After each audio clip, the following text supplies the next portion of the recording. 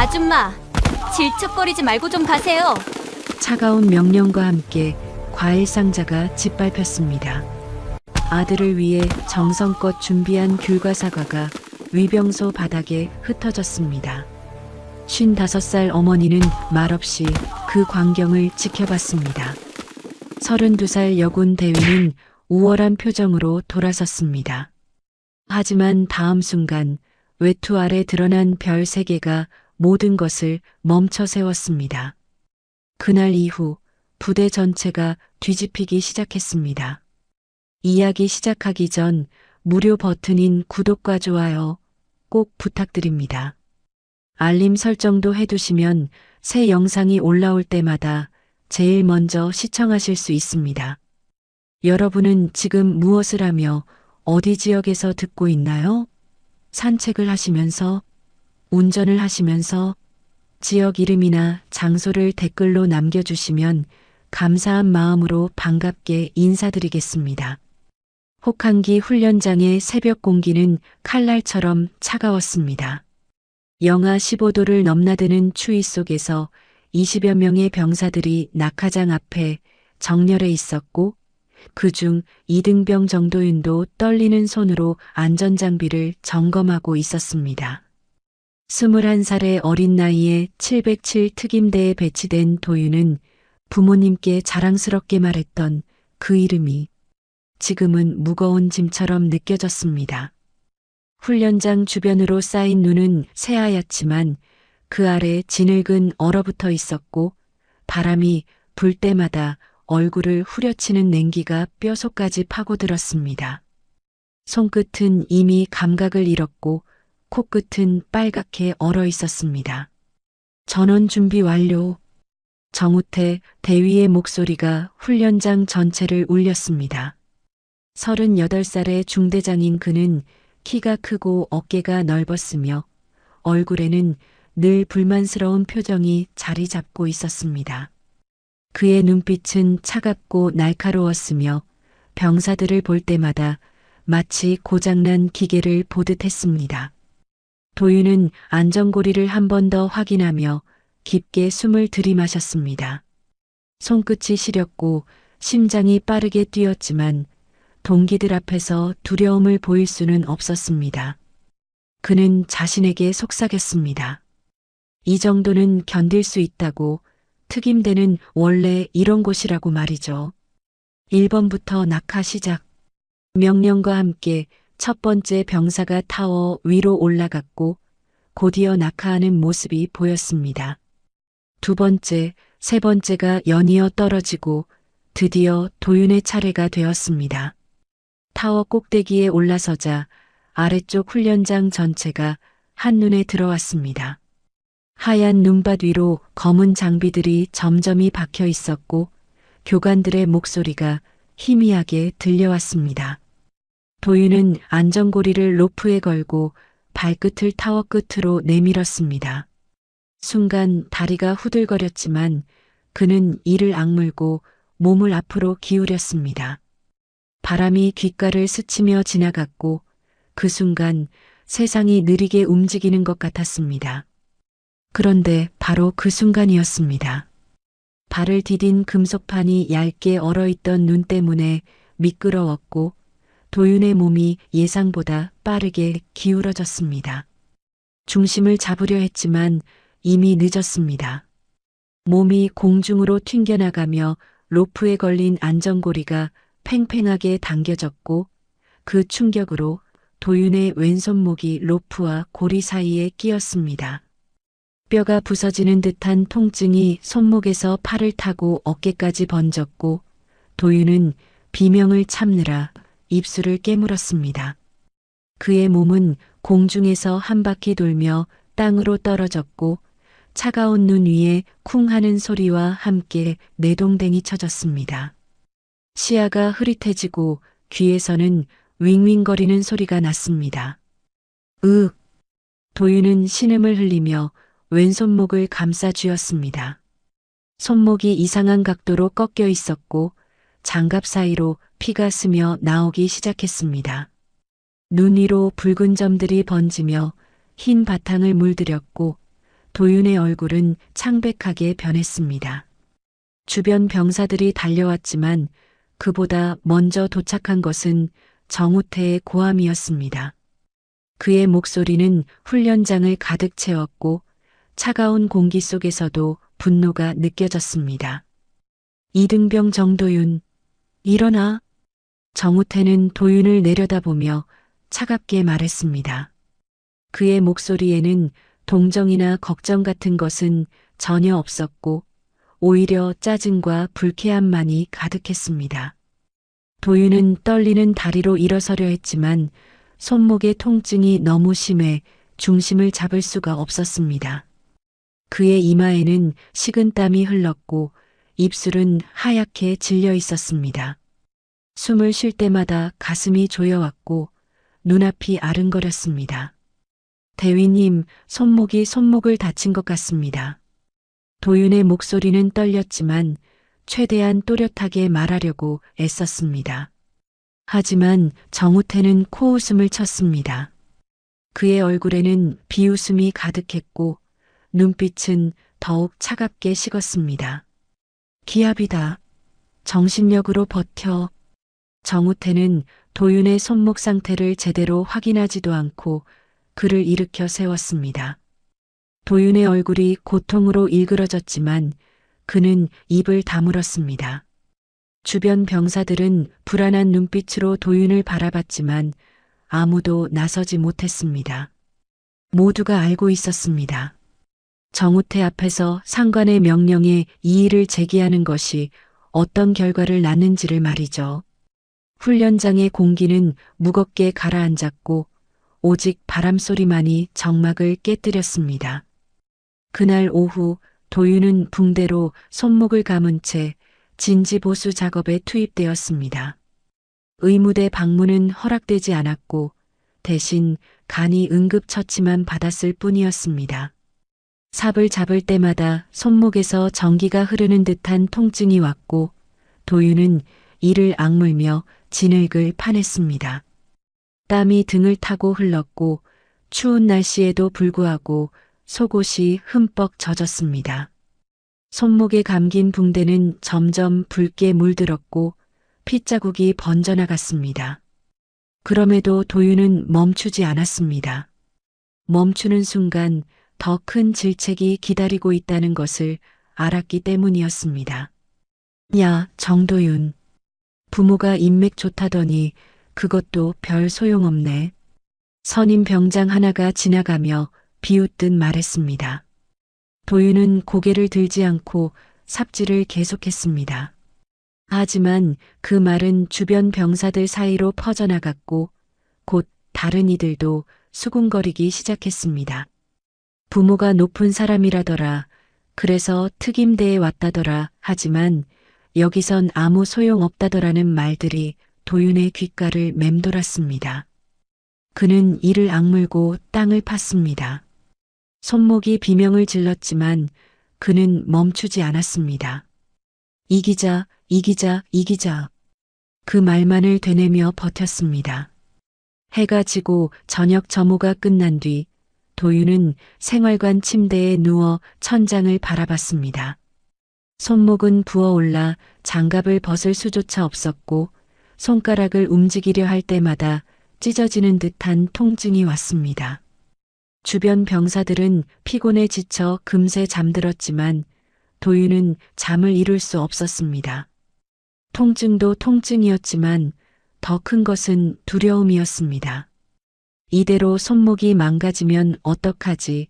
부대에서 버텨낼 수 있을까? 그런 생각들이 머릿속을 가득 채웠습니다. 그는 주머니에서 작은 종이와 펜을 꺼냈습니다. 떨리는 오른손으로 편지를 쓰기 시작했습니다. 엄마, 손이 이상해요. 그래도 괜찮아요. 짧은 문장이었지만 도윤은 그 이상 쓸 수 없었습니다. 엄마에게 걱정을 끼치고 싶지 않았고 무엇보다 약한 모습을 보이고 싶지 않았습니다. 그는 편지를 접어 주머니에 넣었습니다. 내일 아침 훈련 전에 우편함에 넣어야겠다고 생각했습니다. 창밖으로는 눈이 내리고 있었고 하얀 눈송이들이 어둠 속에서 천천히 땅으로 떨어졌습니다. 도윤은 그 모습을 바라보다 눈을 감았습니다. 손목의 통증이 파도처럼 밀려왔지만 그는 이를 악물고 견뎠습니다. 내일도 모레도 계속 견뎌야 한다고 스스로에게 말했습니다. 자정 무렵 도윤은 몰래 창문을 열었습니다. 차가운 공기가 얼굴을 때렸지만 그는 개의치 않았습니다. 주머니에서 편지를 꺼내 창밖으로 던졌습니다. 편지는 눈송이와 함께 천천히 아래로 떨어졌고 하얀 눈밭 위에 조용히 내려앉았습니다. 도윤은 그 모습을 바라보며 속으로 중얼거렸습니다. 제발 이 편지가 엄마에게 닿기를, 하지만 너무 걱정하지는 않기를 바란다고 말이죠. 창문을 닫고 침대로 돌아온 도윤은 손목을 감싸 쥐고 눈을 감았습니다. 밤은 깊어가고 훈련장은 고요했지만 도윤의 가슴 속에서는 두려움과 고통이 소용돌이치고 있었습니다. 그리고 그는 알지 못했습니다. 그날 밤 던진 편지가 훗날 거대한 변화의 시작점이 될 거라는 것을 말이죠. 주말 아침 하늘은 잿빛으로 흐렸고 비가 추적추적 내리고 있었습니다. 707 특임대 정문 앞에는 면회를 온 가족들이 우산을 쓴 채 줄지어 서 있었고 그 속에 평범한 옷차림의 중년 여성이 있었습니다. 55살의 현정은 손에 귤과 사과 그리고 손편지가 담긴 과일 상자를 꼭 안고 있었습니다. 비에 젖지 않도록 상자 위에는 얇은 비닐을 씌워두었고 그녀는 한 손으로 우산을 받쳐들고 있었습니다. 정문 주변으로 군용 차량들이 지나가고 초병들이 경계 근무를 서는 모습이 보였습니다. 현정은 그 모습들을 차분한 눈빛으로 바라보며 조용히 숨을 고르고 있었습니다. 면회 대기줄에 선 다른 부모들은 작은 목소리로 수군거렸습니다. 앞에 서 있던 중년 남성이 옆 사람에게 속삭였습니다. 707 특임대, 이번엔 훈련 중 부상자가 많다던데요. 그러게요. 우리 애도 전화할 때마다 힘들다고만 하고. 현정은 그 대화를 들으며 가슴 한편이 무거워지는 것을 느꼈습니다. 아들 도윤에게서 온 편지는 짧았고 내용도 성의 없이 적혀 있었습니다. 괜찮다는 말만 반복되어 있었죠. 하지만 어머니의 직감은 그 문장 뒤에 숨겨진 고통을 읽어냈습니다. 그래서 오늘 이렇게 직접 찾아온 것이었습니다. 과일 상자에는 아들이 좋아하는 귤과 사과를 정성껏 골라 담았고 편지에는 따뜻한 말들을 적어 넣었습니다. 이거라도 먹으면 기운이 날 거라 생각하며 새벽부터 준비했던 것이었습니다. 드디어 현정의 차례가 되었습니다. 위병소 안으로 들어서자 책상 앞에 앉아있던 여군 대위가 눈을 들어 올렸습니다. 32살의 유아린 대위는 피곤한 표정으로 서류를 넘기고 있었고 인사도 없이 무뚝뚝하게 손을 내밀었습니다. 현정은 방문 신청서를 건넸고 하리는 그것을 대충 훑어본 뒤 컴퓨터 화면을 확인했습니다. 화면 속에는 도윤의 이름과 소속이 표시되어 있었고 그 옆으로 빨간색 표시가 깜빡이고 있었습니다. 하린의 눈빛이 순간 변했고 그녀는 재빨리 책상 서랍에서 휴대전화를 꺼내 확인했습니다. 바로 전날 밤 하린은 오재현 준장으로부터 문자 메시지를 받았었습니다. 특정 여성 방문 시 즉시 통제, 사유 불문 지연 대응. 그 메시지의 의미를 완전히 이해하지는 못했지만 상급자의 명령이었기에 머릿속에 새겨두었던 것이었습니다. 그리고 지금 화면 속 빨간 표시가 바로 그 대상을 의미한다는 것을 알았습니다. 하리는 현정을 다시 바라봤습니다. 평범해 보이는 중년 여성이었지만 무언가 특별한 이유가 있을 거라 생각했습니다. 그녀는 입술을 꾹 다물고 서류를 내려놓았습니다. 면회 신청이 접수되었습니다만 외부 음식물 반입은 불가합니다. 할인의 목소리는 차갑고 사무적이었습니다. 현정은 손에 든 과일 상자를 내려다보며 부드럽게 말했습니다. 아이가 손목을 다쳐서요. 직접 싸운 겁니다. 규정상 문제가 있다면 검사를 받아도 좋습니다. 하지만 할인은 고개를 저었습니다. 그녀의 얼굴에는 어떤 감정도 드러나지 않았고 오직 명령을 수행하겠다는 의지만이 느껴졌습니다. 규정은 규정입니다. 돌아가세요. 현정은 잠시 할인을 바라봤습니다. 그녀의 눈빛 속에는 무언가 불편함이 있었고 손끝이 미세하게 떨리고 있다는 것을 알아챘습니다. 명령에 따르고 있지만 완전히 확신하지는 못하는 사람의 모습이었죠. 현정은 조용히 과일 상자를 바닥에 내려놓았습니다. 그 순간 할인의 무전기에서 잡음 섞인 목소리가 흘러나왔고 옆에 서 있던 이등병이 할인에게 다가와 작은 목소리로 속삭였습니다. 대위님, 지금 그분 맞습니다. 할인의 얼굴이 굳었습니다. 그녀는 다시 한번 현정을 바라봤고 갑자기 불쾌한 감정이 밀려오는 것을 느꼈습니다.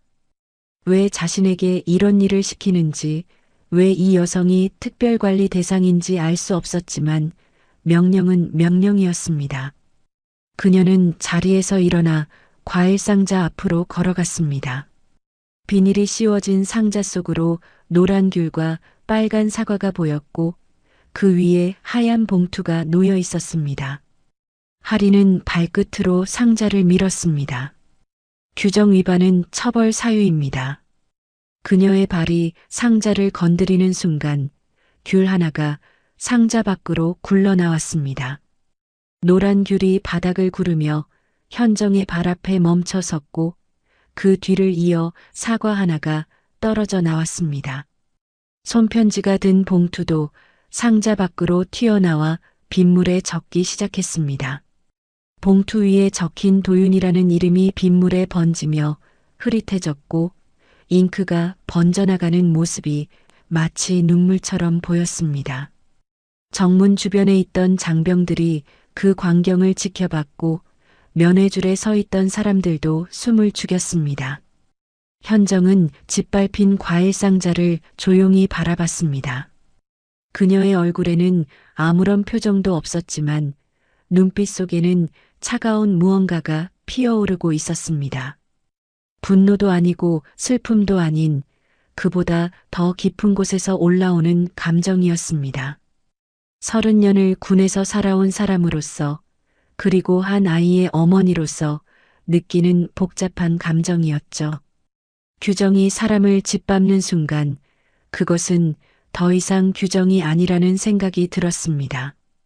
현정은 천천히 입고 있던 긴 코트의 단추를 풀기 시작했습니다. 하나, 둘, 셋. 단추가 풀릴 때마다 주변의 공기가 조금씩 무거워졌습니다. 현정은 코트를 벗어 팔에 걸쳤고 그 아래 군복이 드러났습니다. 깔끔하게 다려진 정복 위로 어깨에 박힌 별이 빛났습니다. 하나, 둘, 셋. 별 3개가 아침 빛 속에서도 선명하게 빛나고 있었습니다. 제7기동 군단장의 계급장이었습니다. 위병소 안의 공기가 순식간에 얼어붙었고 할인의 손에서 무전기가 떨어져 바닥에 떨어졌습니다. 쿵 하는 소리가 정적을 깨뜨렸고 주변에 있던 병사들이 본능적으로 차렷 자세를 취했습니다. 경례. 누군가의 외침과 함께 일제히 경례가 올라갔습니다. 할인은 창백한 얼굴로 현정을 바라봤고 그녀의 다리가 후들거리기 시작했습니다. 입술이 파르르 떨렸고 말이 제대로 나오지 않았습니다. 현정은 할인을 차분하게 바라보며 낮고 단호한 목소리로 말했습니다. 규정이 사람을 짓밟으면 그것은 더 이상 규정이 아닙니다. 그 한마디가 위병소 전체를 가득 채웠습니다. 비는 계속 내리고 있었고 바닥에 떨어진 귤과 사과는 빗물에 젖어 있었습니다. 손편지의 잉크는 완전히 번져버렸고 하얀 종이 위로 검은 얼룩만이 남아 있었습니다. 현정은 과일 상자를 다시 한번 내려다본 뒤 천천히 고개를 들어 정문 너머를 바라봤습니다. 부대 안쪽으로 펼쳐진 훈련장과 막사들이 빗속에 흐릿하게 보였고 그 어딘가에 아들이 있다는 것을 알고 있었습니다. 정문 초병이 황급히 전화기를 들었고 위병소 안에서는 급박한 보고가 오가기 시작했습니다. 부대 전체로 비상령이 퍼져나갔고 사이렌 소리가 멀리서 울리기 시작했습니다. 하리는 그 자리에 얼어붙은 채 서 있었고 그녀의 얼굴은 핏기를 잃고 하얗게 변해 있었습니다. 현정은 코트를 다시 입지 않고 그대로 팔에 걸친 채 위병소를 나섰습니다. 별 3개가 빗속에서도 또렷이 빛나고 있었고 그녀의 뒷모습은 흔들림 없이 곧았습니다. 폭풍 전야의 정적이 부대를 감쌌고 모든 이들이 알고 있었습니다. 이제 무언가 돌이킬 수 없는 일이 시작되었다는 것을 말이죠. 다음 날 새벽 5시 제7기동 군단 본청 상황실의 형광등이 일제히 켜졌습니다. 밤사이 내린 비는 그쳤지만 하늘은 여전히 무겁게 가라앉아 있었고 창밖으로 보이는 훈련장에는 짙은 안개가 깔려 있었습니다. 상황실 안에서는 당직 참모들이 긴급 소집되어 책상 앞에 앉아 있었고 모두의 얼굴에는 긴장감이 역력했습니다. 어제 위병소에서 벌어진 일은 이미 부대 전체로 퍼져나갔고 밤새 수십 통의 보고가 오갔습니다. 하지만 정작 중심에 있어야 할 사단장 강윤석 중령은 아직 도착하지 않았고 대신 군단장 현정이 직접 상황실로 들어섰습니다. 현정은 정복 차림으로 상황실 문을 열고 들어왔습니다. 어깨 위 별 3개가 형광등 아래에서 차가운 빛을 내고 있었고 그녀의 표정은 한치의 흔들림도 없이 단호했습니다. 상황실에 있던 모든 이들이 일제히 일어나 경례를 올렸고 현정은 짧게 담례한 뒤 중앙 책상 앞으로 걸어갔습니다. 그녀의 발걸음은 느리지도 빠르지도 않았지만 각 걸음마다 무게가 실려 있었습니다. 책상 위에는 어제부터 수집된 보고서들이 쌓여 있었고 컴퓨터 모니터에는 707 특임대의 조직도가 떠 있었습니다. 지금부터 본거는 군단 직속 감찰원 병의무 합동조사로 이관합니다. 현정의 목소리는 낮았지만 상황실 구석구석까지 선명하게 퍼져나갔습니다. 참모들은 숨을 죽이고 그녀의 말을 들었고 누군가는 재빨리 메모를 시작했습니다. 현정은 책상 위 서류 한 장을 집어들었습니다. 위병소에서 작성된 면회 기록지였는데 거기에는 유아린 대위의 서명과 함께 붉은 글씨로 특별관리 표시가 되어 있었습니다. 사단장 보고 라인은 생략합니다. 모든 조사 결과는 제 이름으로 직보하십시오. 그 말에 참모 한 명이 조심스럽게 손을 들었습니다.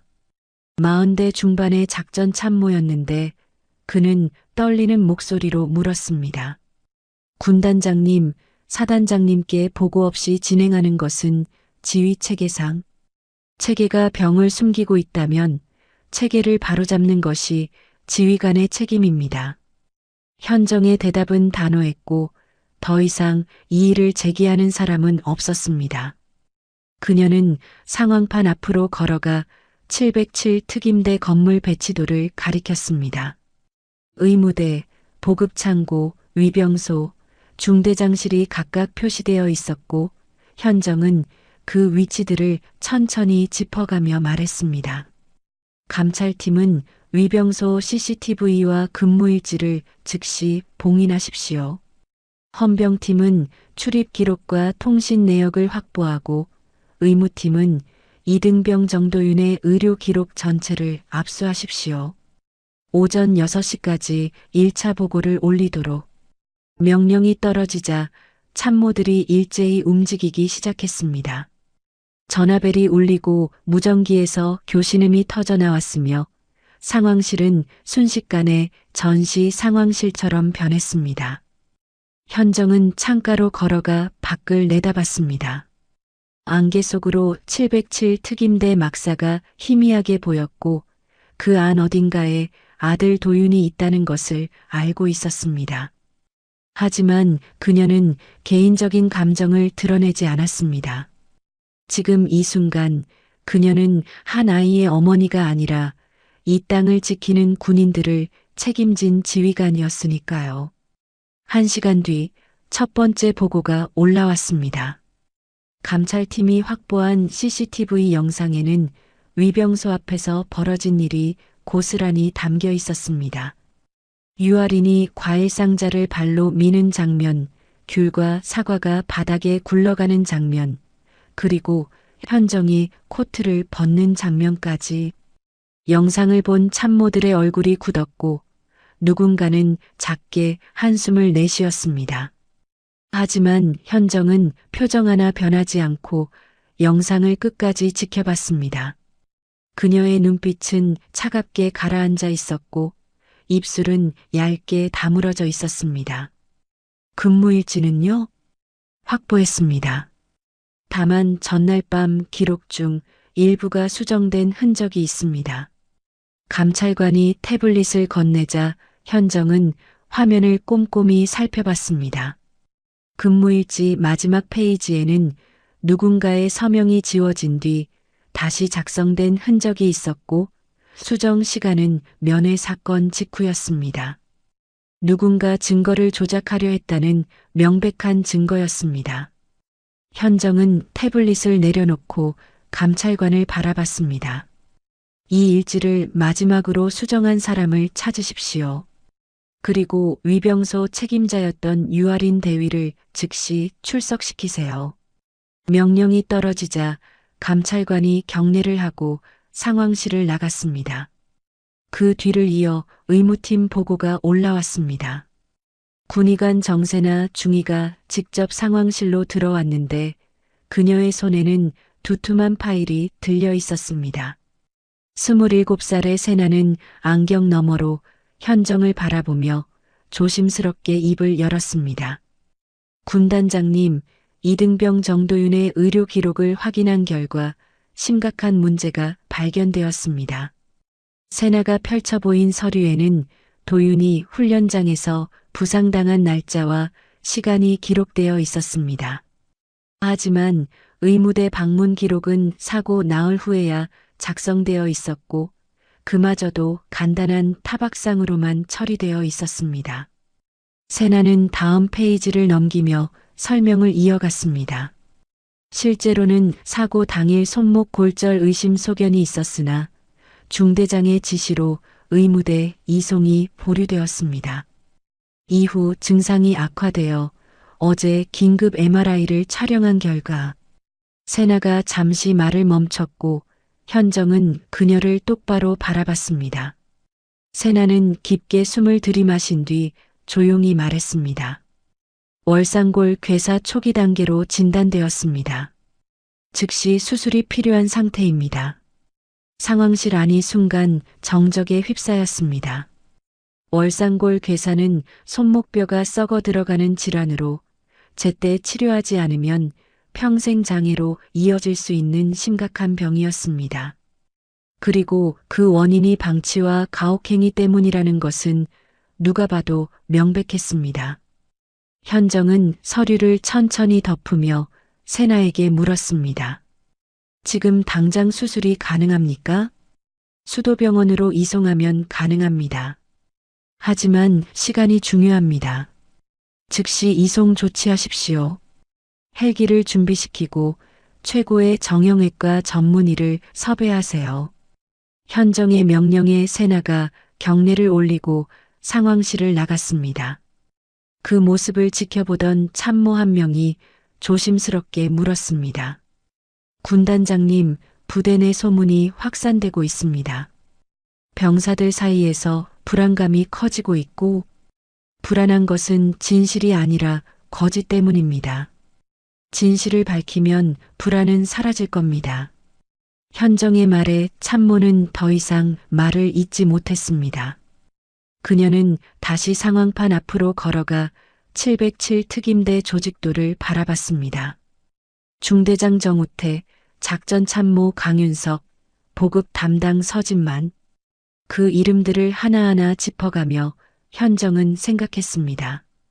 이것은 단순히 한 병사의 부상 사건이 아니었습니다.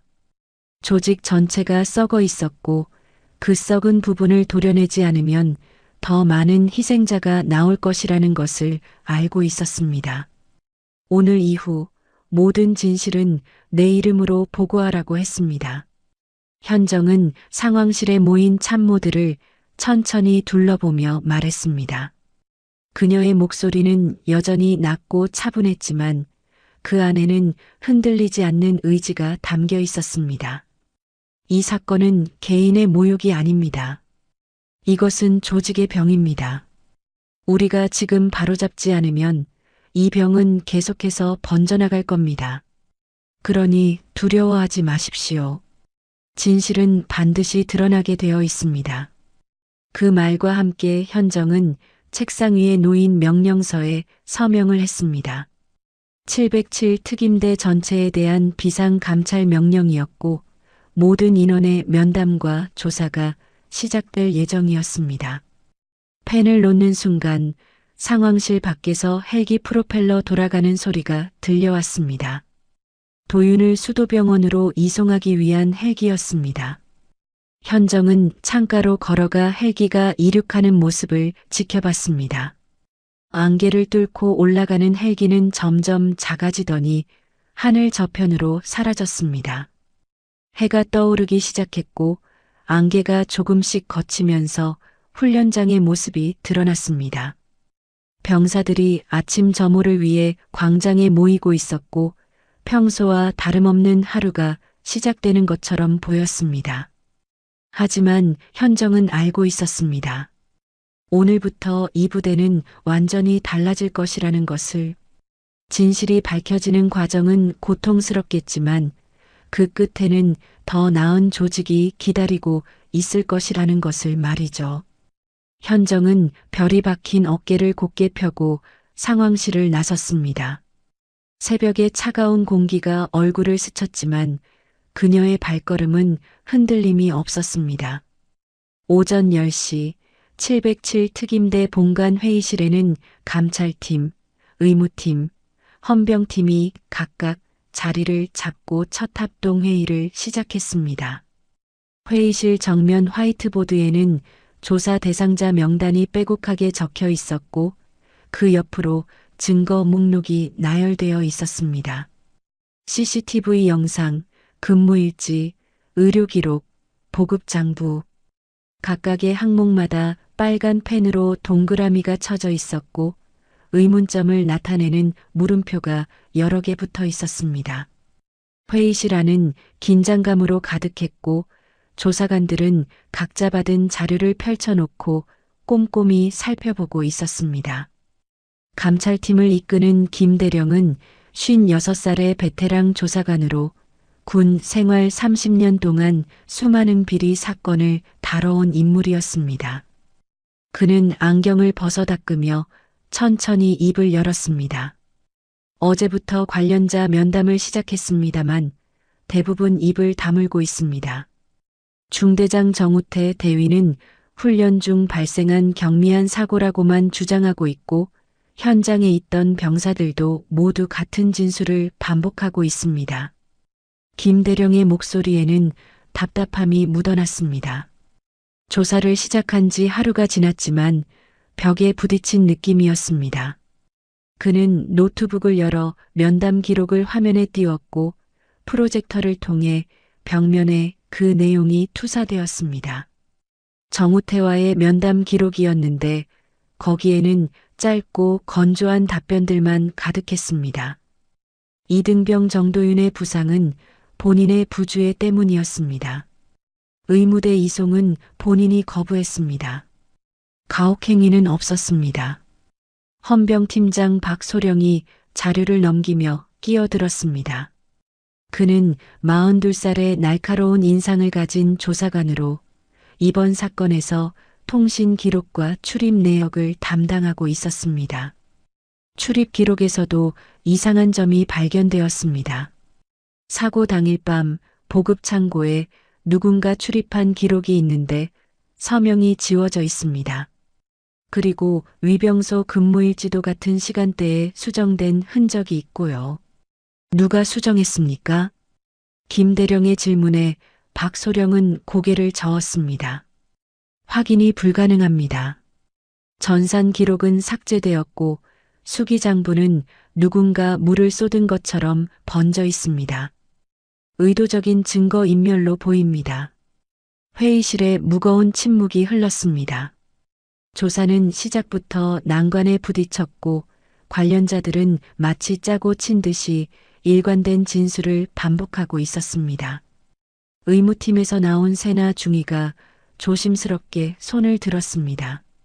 의료 기록 쪽에서도 문제가 있습니다. 이등병 정도윤이 처음 의무대를 방문했을 때 작성된 초진 기록이 사라졌습니다. 전산 시스템에는 백업이 없고 종이 차트도 찾을 수 없습니다. 의무병은 뭐라고 합니까? 기억이 안 난다고만 합니다. 당일 근무자가 여러 명이었는데 모두 같은 대답입니다. 세나의 목소리는 떨렸지만 그녀는 끝까지 보고를 이어갔습니다.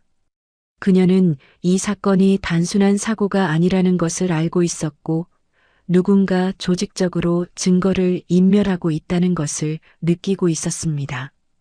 하지만 그것을 증명할 방법이 없었습니다. 침묵의 벽은 생각보다 높고 두터웠습니다. 바로 그때 회의실 문이 열리며 한 사람이 들어왔습니다. 헌병대 수사관 한소령이었습니다. 41살의 그는 키가 크고 체격이 좋았으며 얼굴에는 늘 자신감 넘치는 표정이 자리 잡고 있었습니다. 그는 손에 파일 하나를 들고 있었고 회의 테이블에 그것을 내려놓으며 말했습니다. 제가 추가 조사를 진행했습니다. 병사들 면담 결과 이등병 정도윤이 평소 훈련 태도가 불성실했다는 증언이 여러 번 나왔습니다. 그의 말에 회의실 분위기가 미묘하게 변했습니다. 김대령이 파일을 집어들어 내용을 확인했고 거기에는 익명으로 작성된 진술서들이 여러 장 들어 있었습니다. 모두 도윤의 훈련 태도를 문제 삼는 내용이었고 사고는 본인의 부주의 때문이라는 주장이 반복되어 있었습니다. 이 진술서들은 누가 작성했습니까? 익명입니다. 보복이 두려워 이름을 밝히지 않았다고 합니다. 한소령의 대답은 매끄러웠지만 세나는 뭔가 이상하다는 느낌을 받았습니다. 진술서의 문체가 모두 비슷했고 마치 한 사람이 쓴 것처럼 느껴졌습니다. 하지만 그녀는 아직 경험이 부족한 중이었고 선임 조사관들 앞에서 의견을 내기가 쉽지 않았습니다. 그녀는 입술을 깨물고 침묵했습니다. 회의는 1시간 넘게 이어졌지만 별다른 진전이 없었습니다.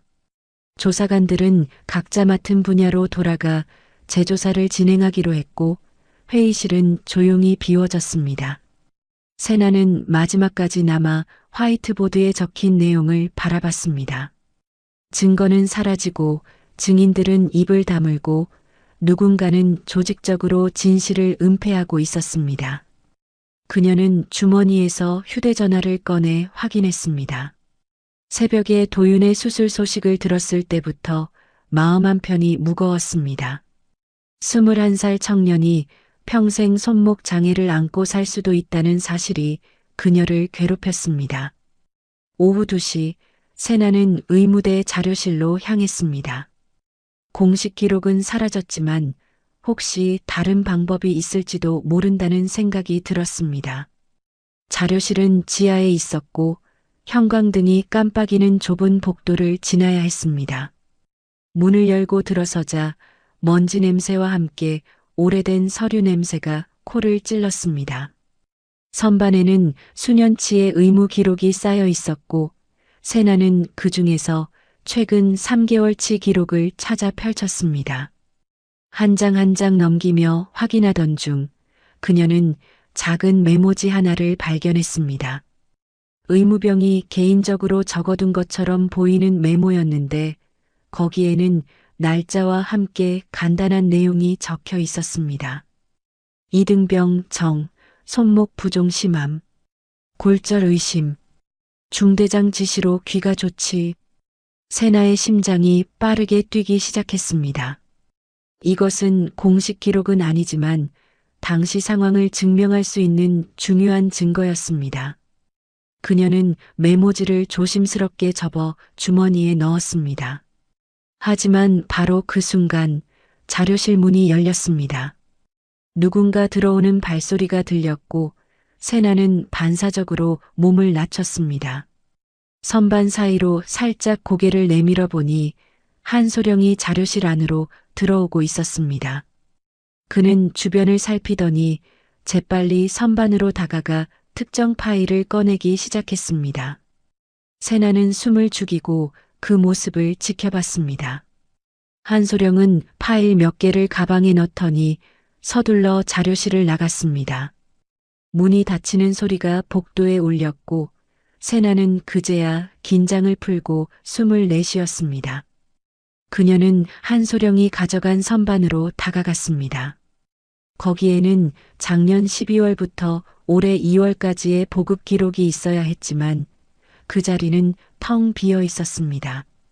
세나는 그 빈 공간을 바라보며 깨달았습니다. 이것은 단순한 사고 은폐가 아니라 더 큰 비리와 연결되어 있다는 것을요.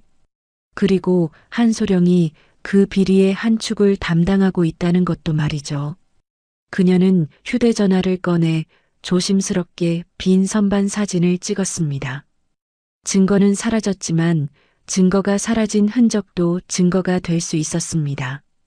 저녁 6시 세나는 군단 본청으로 향했습니다.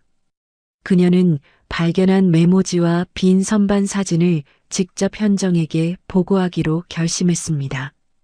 공식 라인을 통하면 또다시 정보가 새어나갈 수 있었습니다. 본청 복도는 조용했고 저녁 근무조만이 남아 있었습니다. 세나는 군단장실 앞에 서서 노크를 했고 안에서 들어오라는 목소리가 들렸습니다. 문을 열고 들어서자 현정이 책상 앞에 앉아 서류를 검토하고 있었습니다. 그녀는 세나를 보자 손짓으로 앉으라고 했고 세나는 긴장한 얼굴로 의자에 앉았습니다. 현정은 펜을 내려놓고 세나를 바라봤습니다. 그녀의 눈빛은 차분했지만 그 안에는 모든 것을 꿰뚫어 보는 듯한 날카로움이 있었습니다. 무슨 일입니까, 중위? 군단장님, 보고 드릴 것이 있습니다. 공식 경로가 아니라 죄송하지만 세나는 주머니에서 메모지를 꺼내 책상 위에 올려놓았습니다. 그리고 휴대전화를 꺼내 빈 선반 사진을 보여주며 오늘 자료실에서 목격한 일을 상세히 설명했습니다. 현정은 말없이 듣다가 메모지를 집어들어 꼼꼼히 읽었습니다. 중대장 지시로 귀가 조치라는 문장을 읽을 때 그녀의 눈빛이 순간 차갑게 가라앉았습니다. 잘했습니다, 중위. 이 메모지는 제가 보관하겠습니다. 그리고 한소령에 대한 감시를 강화하십시오. 하지만 절대 들키지 마세요. 알겠습니다, 군단장님. 세나가 경례를 올리고 돌아서려는 순간 현정이 다시 불렀습니다. 중위, 두렵습니까? 세나는 잠시 망설이다가 고개를 끄덕였습니다. 조금은 두렵습니다. 하지만 이것이 옳은 일이라는 것을 알고 있습니다. 현정은 희미하게 미소 지었습니다. 그것은 격려의 미소였고 동시에 신뢰의 표시였습니다. 용기는 두려움이 없는 것이 아닙니다. 두려움을 알면서도 옳은 일을 하는 것이죠. 중위는 이미 용감합니다. 그 말에 세나의 가슴이 뜨거워졌습니다. 그녀는 다시 한번 경례를 올리고 군단장실을 나왔습니다. 복도는 여전히 어두웠지만 그녀의 발걸음은 이전보다 가벼웠습니다. 침묵의 벽은 높았지만 작은 균열이 생기기 시작했습니다. 그리고 그 균열은 곧 무너질 벽의 시작이 될 것이었습니다. 사건 발생 닷새째 되는 날 감찰실 앞에 한 통의 면담 요청서가 접수되었습니다. 신청자는 유아린 대위였고 요청 사유란에는 짧게 한 문장만 적혀 있었습니다. 제보할 내용이 있습니다. 감찰관이 그 서류를 들고 현정에게 보고했을 때 현정은 잠시 창밖을 바라보다가 조용히 말했습니다. 오늘 오후 3시에 면담을 진행하십시오. 녹음과 녹화를 준비하고 제가 직접 참관하겠습니다. 오후 3시 감찰실 면담실은 긴장감으로 가득했습니다. 사각형 테이블 한쪽에는 현정과 김대령이 앉았고 반대편에는 빈 의자 하나가 놓여 있었습니다. 벽면에는 카메라가 설치되어 있었고 테이블 중앙에는 녹음기가 놓여 있었습니다. 문이 열리고 할인이 들어왔을 때 그녀의 모습은 닷새 전과 완전히 달랐습니다. 단정했던 군복은 구겨져 있었고 얼굴은 창백했으며 눈 밑에는 짙은 다크서클이 자리 잡고 있었습니다. 그녀는 의자에 앉으며 떨리는 손으로 물컵을 집었고 물을 한 모금 마신 뒤에야 겨우 고개를 들었습니다. 대위 면담 요청서를 제출했습니다. 무슨 이야기를 하고 싶습니까? 김대령의 질문에 할인은 잠시 입술을 깨물었습니다. 그녀의 손은 테이블 위에서 떨리고 있었고 숨소리는 불규칙했습니다. 한참을 망설이던 그녀는 마침내 떨리는 목소리로 입을 열었습니다. 저도 피해자일 수 있습니까? 그 질문에 현정이 처음으로 시선을 들어 할인을 바라봤습니다. 할인의 눈에는 눈물이 맺혀 있었고 그녀는 손으로 얼굴을 가렸습니다. 어깨가 미세하게 떨렸고 참았던 감정이 터져 나오려는 것 같았습니다. 현정은 잠시 침묵하다가 조용하지만 단호한 목소리로 말했습니다. 명령을 따른 것과 명령에 숨은 것은 다릅니다. 만약 진실을 말할 용기가 있다면 우리는 들을 준비가 되어 있습니다.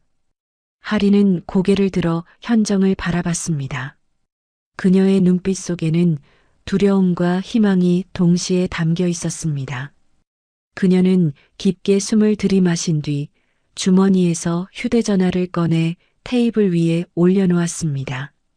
사건 전날 밤 저는 오재현 준장님으로부터 문자 메시지를 받았습니다. 할인이 휴대전화를 열어 메시지 화면을 보여주자 김대령이 재빨리 사진을 찍었습니다. 화면에는 짧지만 명확한 문장이 적혀 있었습니다. 특정 여성 방문 시 즉시 통제, 사유 불문 지연 대응. 발신 시각은 사건 전날 밤 11시였고 발신자는 오재현이었습니다. 현정은 화면을 조용히 바라봤고 그녀의 입술이 가늘게 움직였습니다. 그 메시지를 받고 무엇을 했습니까? 처음에는 무슨 의미인지 몰랐습니다. 하지만 다음날 위병소 컴퓨터에 특정 방문자 표시가 떴고 그분이 바로 그 대상이라는 것을 알았습니다.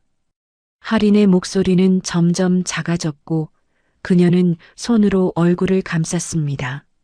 몇 초간의 침묵 뒤 그녀는 눈물을 닦으며 말을 이었습니다. 명령을 어기면 인사고과에서 끝납니다.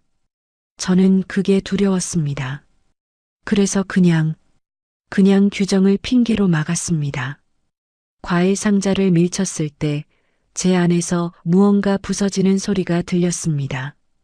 그녀의 고백은 진실했고 고통스러웠습니다. 할인은 울먹이며 계속 말했습니다. 코트를 벗으시고 별이 보였을 때 저는 제가 얼마나 비겁한 사람인지 알았습니다.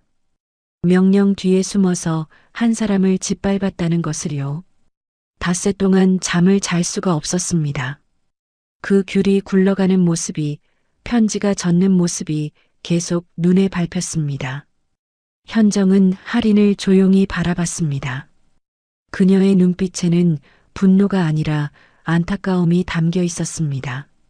조직의 병폐가 한 사람을 어떻게 무너뜨리는지, 그리고 그 사람이 다시 일어서기 위해 얼마나 큰 용기가 필요한지 알고 있었습니다. 대위는 지금 무엇을 원합니까? 용서를 구하고 싶지 않습니다. 그럴 자격이 없으니까요. 다만 진실을 밝히는데 도움이 되고 싶습니다. 제가 아는 것을 모두 말씀드리겠습니다. 하리는 가방에서 USB 하나를 꺼내 테이블 위에 올려놓았습니다. 김대령이 그것을 집어들자 하리는 설명을 시작했습니다. 위병소 천장 석고보드 안쪽에 백업 서버가 숨겨져 있습니다. 공식 서버에서 삭제된 CCTV 영상들이 거기에 저장되어 있습니다. 그리고 이 USB에는 그 위치와 접속 방법이 담겨 있습니다. 어떻게 그런 것을 알았습니까? 작년에 위병소 시설 점검을 했을 때 우연히 발견했습니다. 당시에는 이상하다고만 생각했는데 이번 일이 터지고 나서야 그게 무엇인지 알았습니다. 누군가 의도적으로 증거를 따로 보관하고 있었던 겁니다. 김대령과 현정은 눈빛을 교환했습니다. 이것은 예상보다 훨씬 큰 사건이었습니다. 단순한 가혹행위 은폐가 아니라 조직적이고 계획적인 증거관리 시스템이 존재한다는 의미였습니다. 현정은 할인에게 물었습니다. 그 서버에는 무엇이 더 있습니까?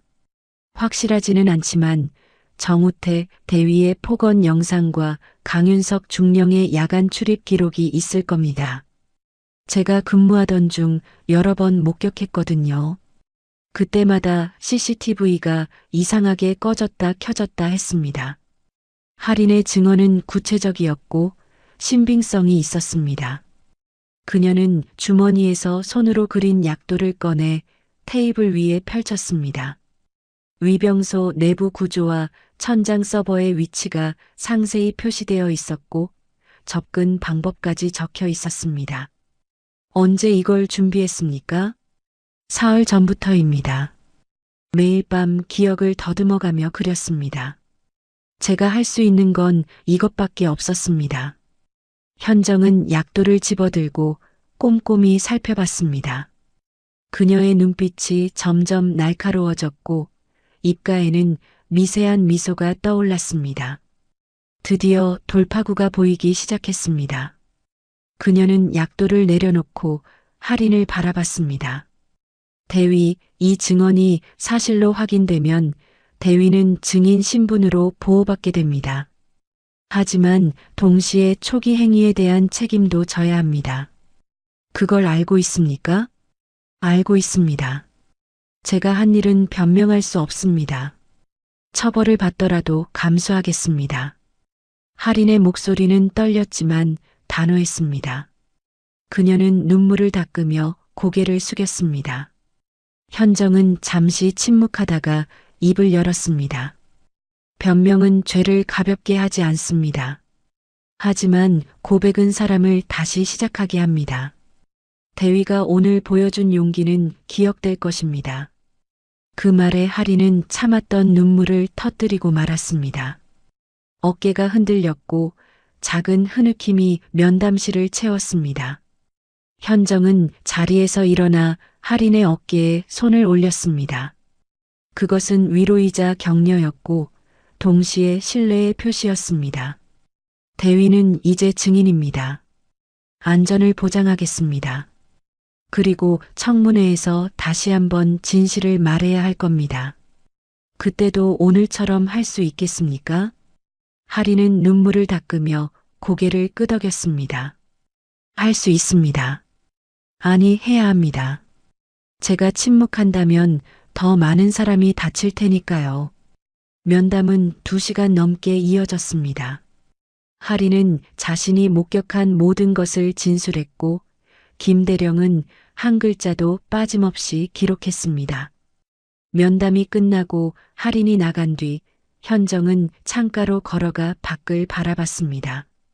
해가 서쪽으로 기울고 있었고 훈련장에는 긴 그림자가 드리워져 있었습니다. 대령, 오늘 밤 작전을 시작합니다. 위병소 서버 확보 말씀이십니까? 그렇습니다. 새벽 4시 가장 조용한 시간에 움직이겠습니다. 감찰팀과 헌병팀을 동원하고 절대 정보가 새지 않도록 하십시오. 김 대령이 경례를 올리고 나가자 현정은 다시 창밖을 바라봤습니다. 할인의 눈물이 떠올랐습니다. 명령 뒤에 숨었던 사람이 양심을 회복하기까지 얼마나 큰 고통을 겪었을지 짐작할 수 있었습니다.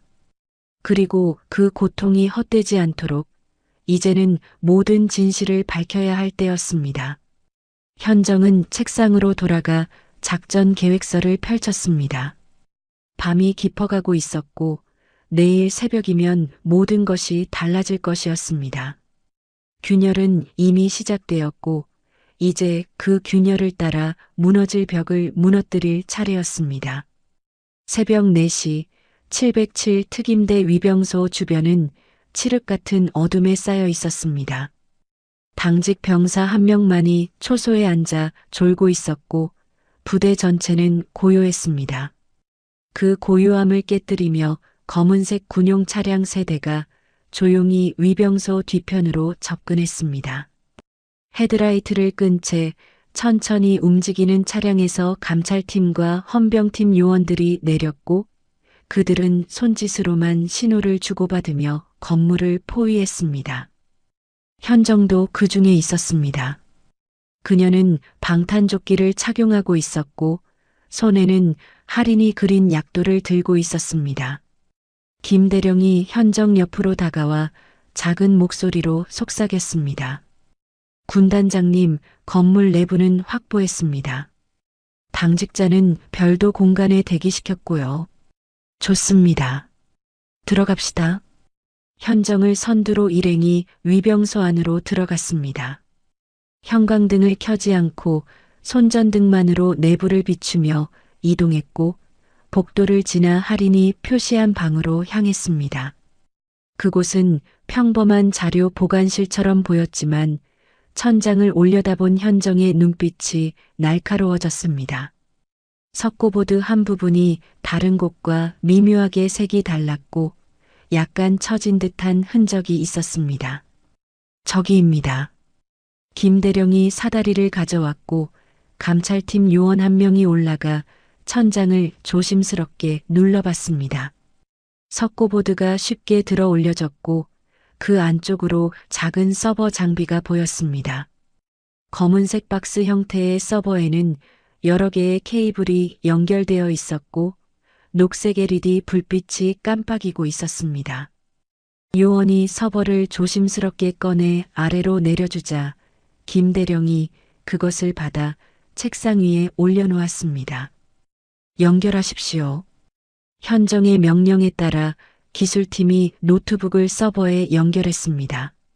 화면에 로그인 창이 떴고 할인이 제공한 접속 정보를 입력하자 파일 목록이 화면에 나타났습니다.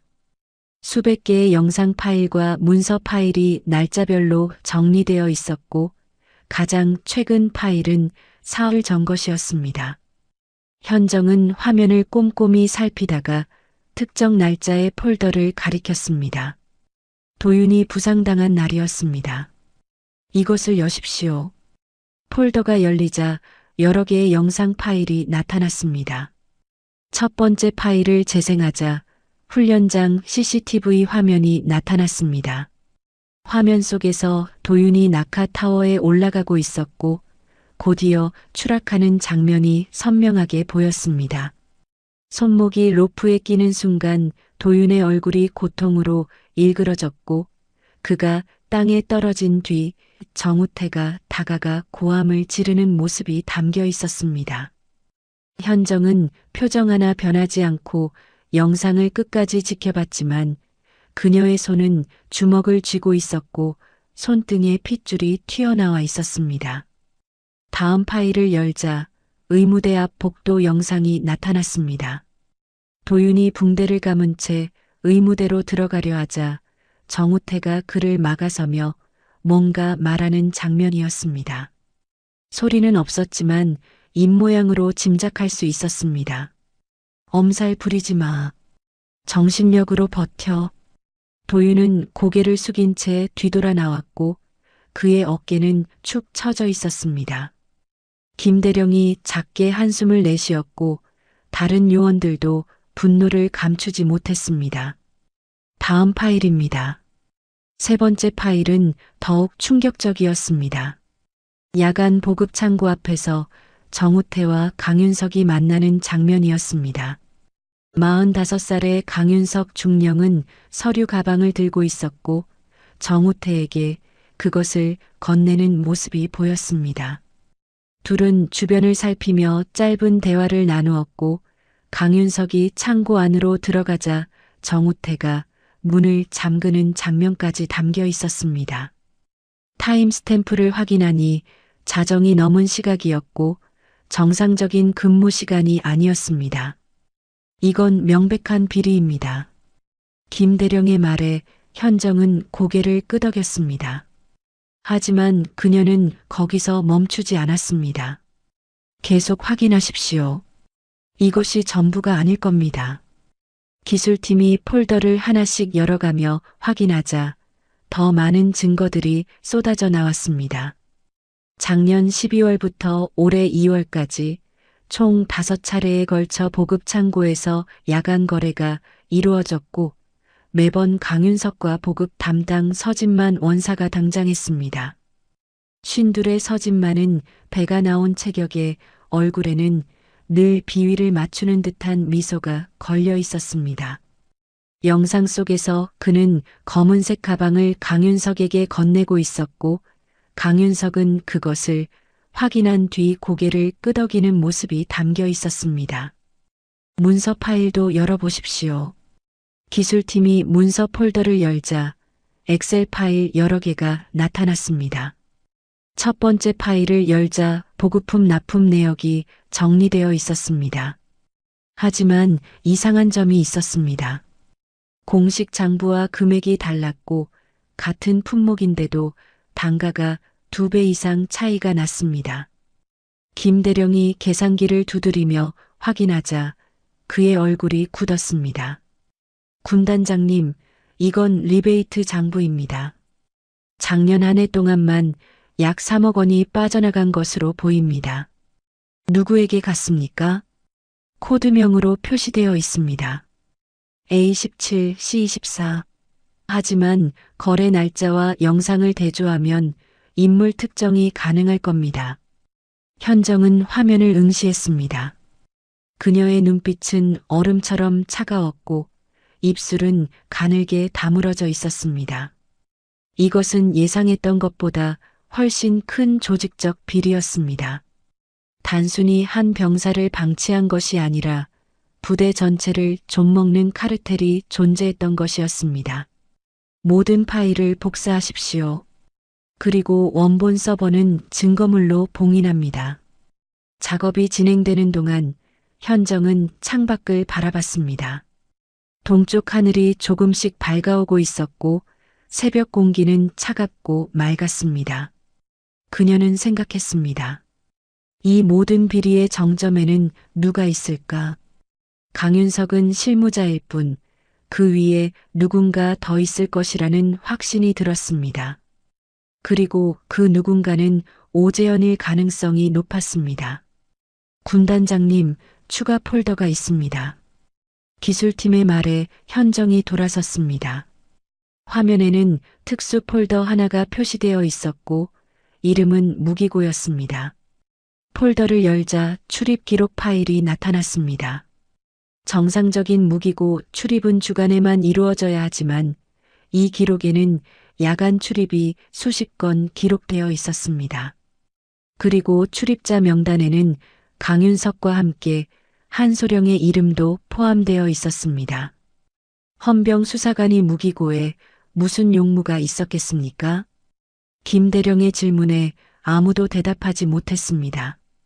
하지만 모두가 알고 있었습니다. 이것은 정상적인 출입이 아니라는 것을요. 현정은 파일을 닫고 기술팀에게 지시했습니다. 한소령의 동선을 추적하십시오. 최근 3개월간 통화 기록과 이동 경로를 모두 확보하세요. 알겠습니다. 새벽 5시 모든 증거 확보가 완료되었습니다.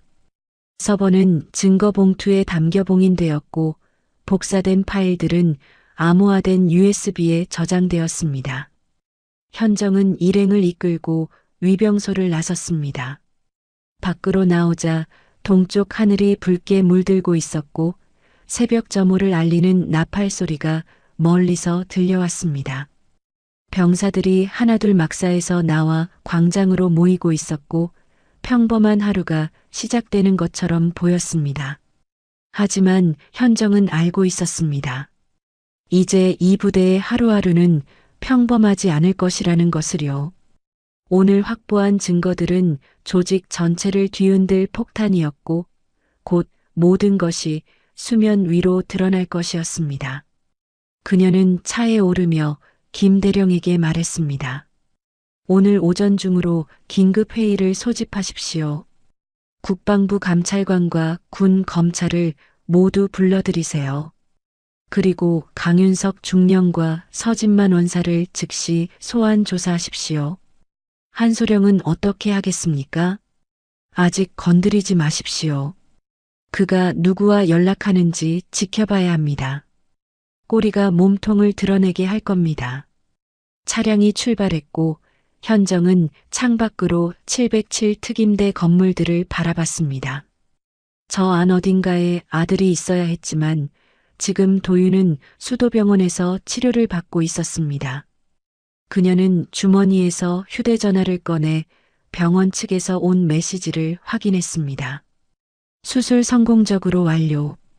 회복 중. 짧은 문장이었지만 현정의 가슴을 따뜻하게 만들었습니다. 아들은 살아났고 이제 이 썩은 조직도 살려낼 차례였습니다. 태양이 완전히 떠올랐고 부대 전체가 아침 햇살에 물들었습니다.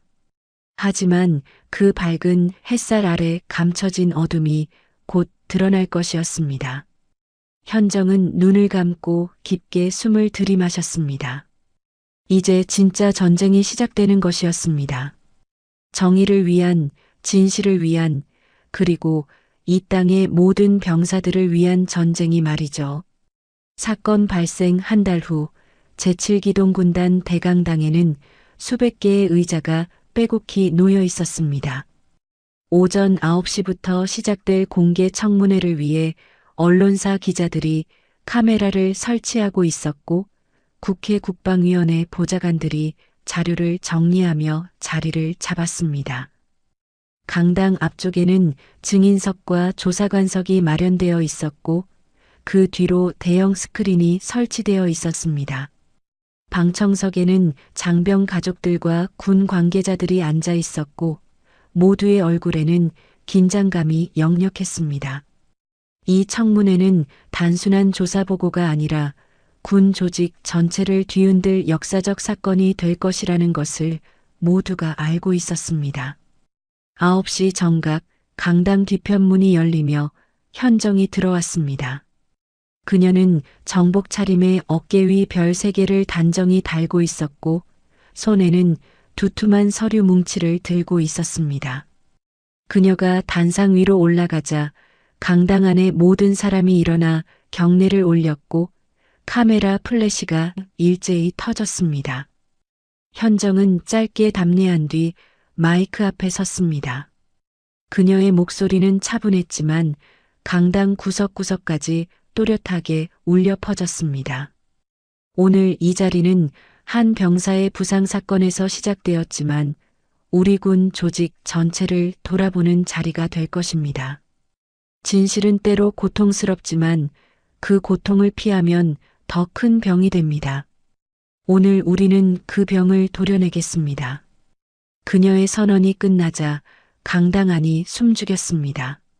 현정은 첫 번째 증인 호출을 지시했고 문이 열리며 유아린이 증인석으로 걸어 들어왔습니다. 한 달 전 그날 이후 처음으로 공개석상에 나온 할인의 얼굴은 여전히 창백했지만 눈빛만은 흔들림 없이 곧았습니다. 그녀는 증인석에 앉아 선서를 한 뒤 떨리는 목소리로 증언을 시작했습니다. 제 이름은 유아린, 계급은 대위입니다. 한 달 전 위병소에서 군단장님께 불손한 행위를 저질렀고 그것은 변명할 수 없는 잘못이었습니다. 할인은 잠시 말을 멈추고 물을 한 모금 마셨습니다. 그녀의 손이 떨려 물컵이 가볍게 흔들렸지만 그녀는 계속해서 말을 이어갔습니다. 하지만 저는 혼자 그런 행동을 한 것이 아니었습니다. 사건 전날 밤 오재현 준장님으로부터 특정 방문자를 통제하라는 지시를 받았습니다.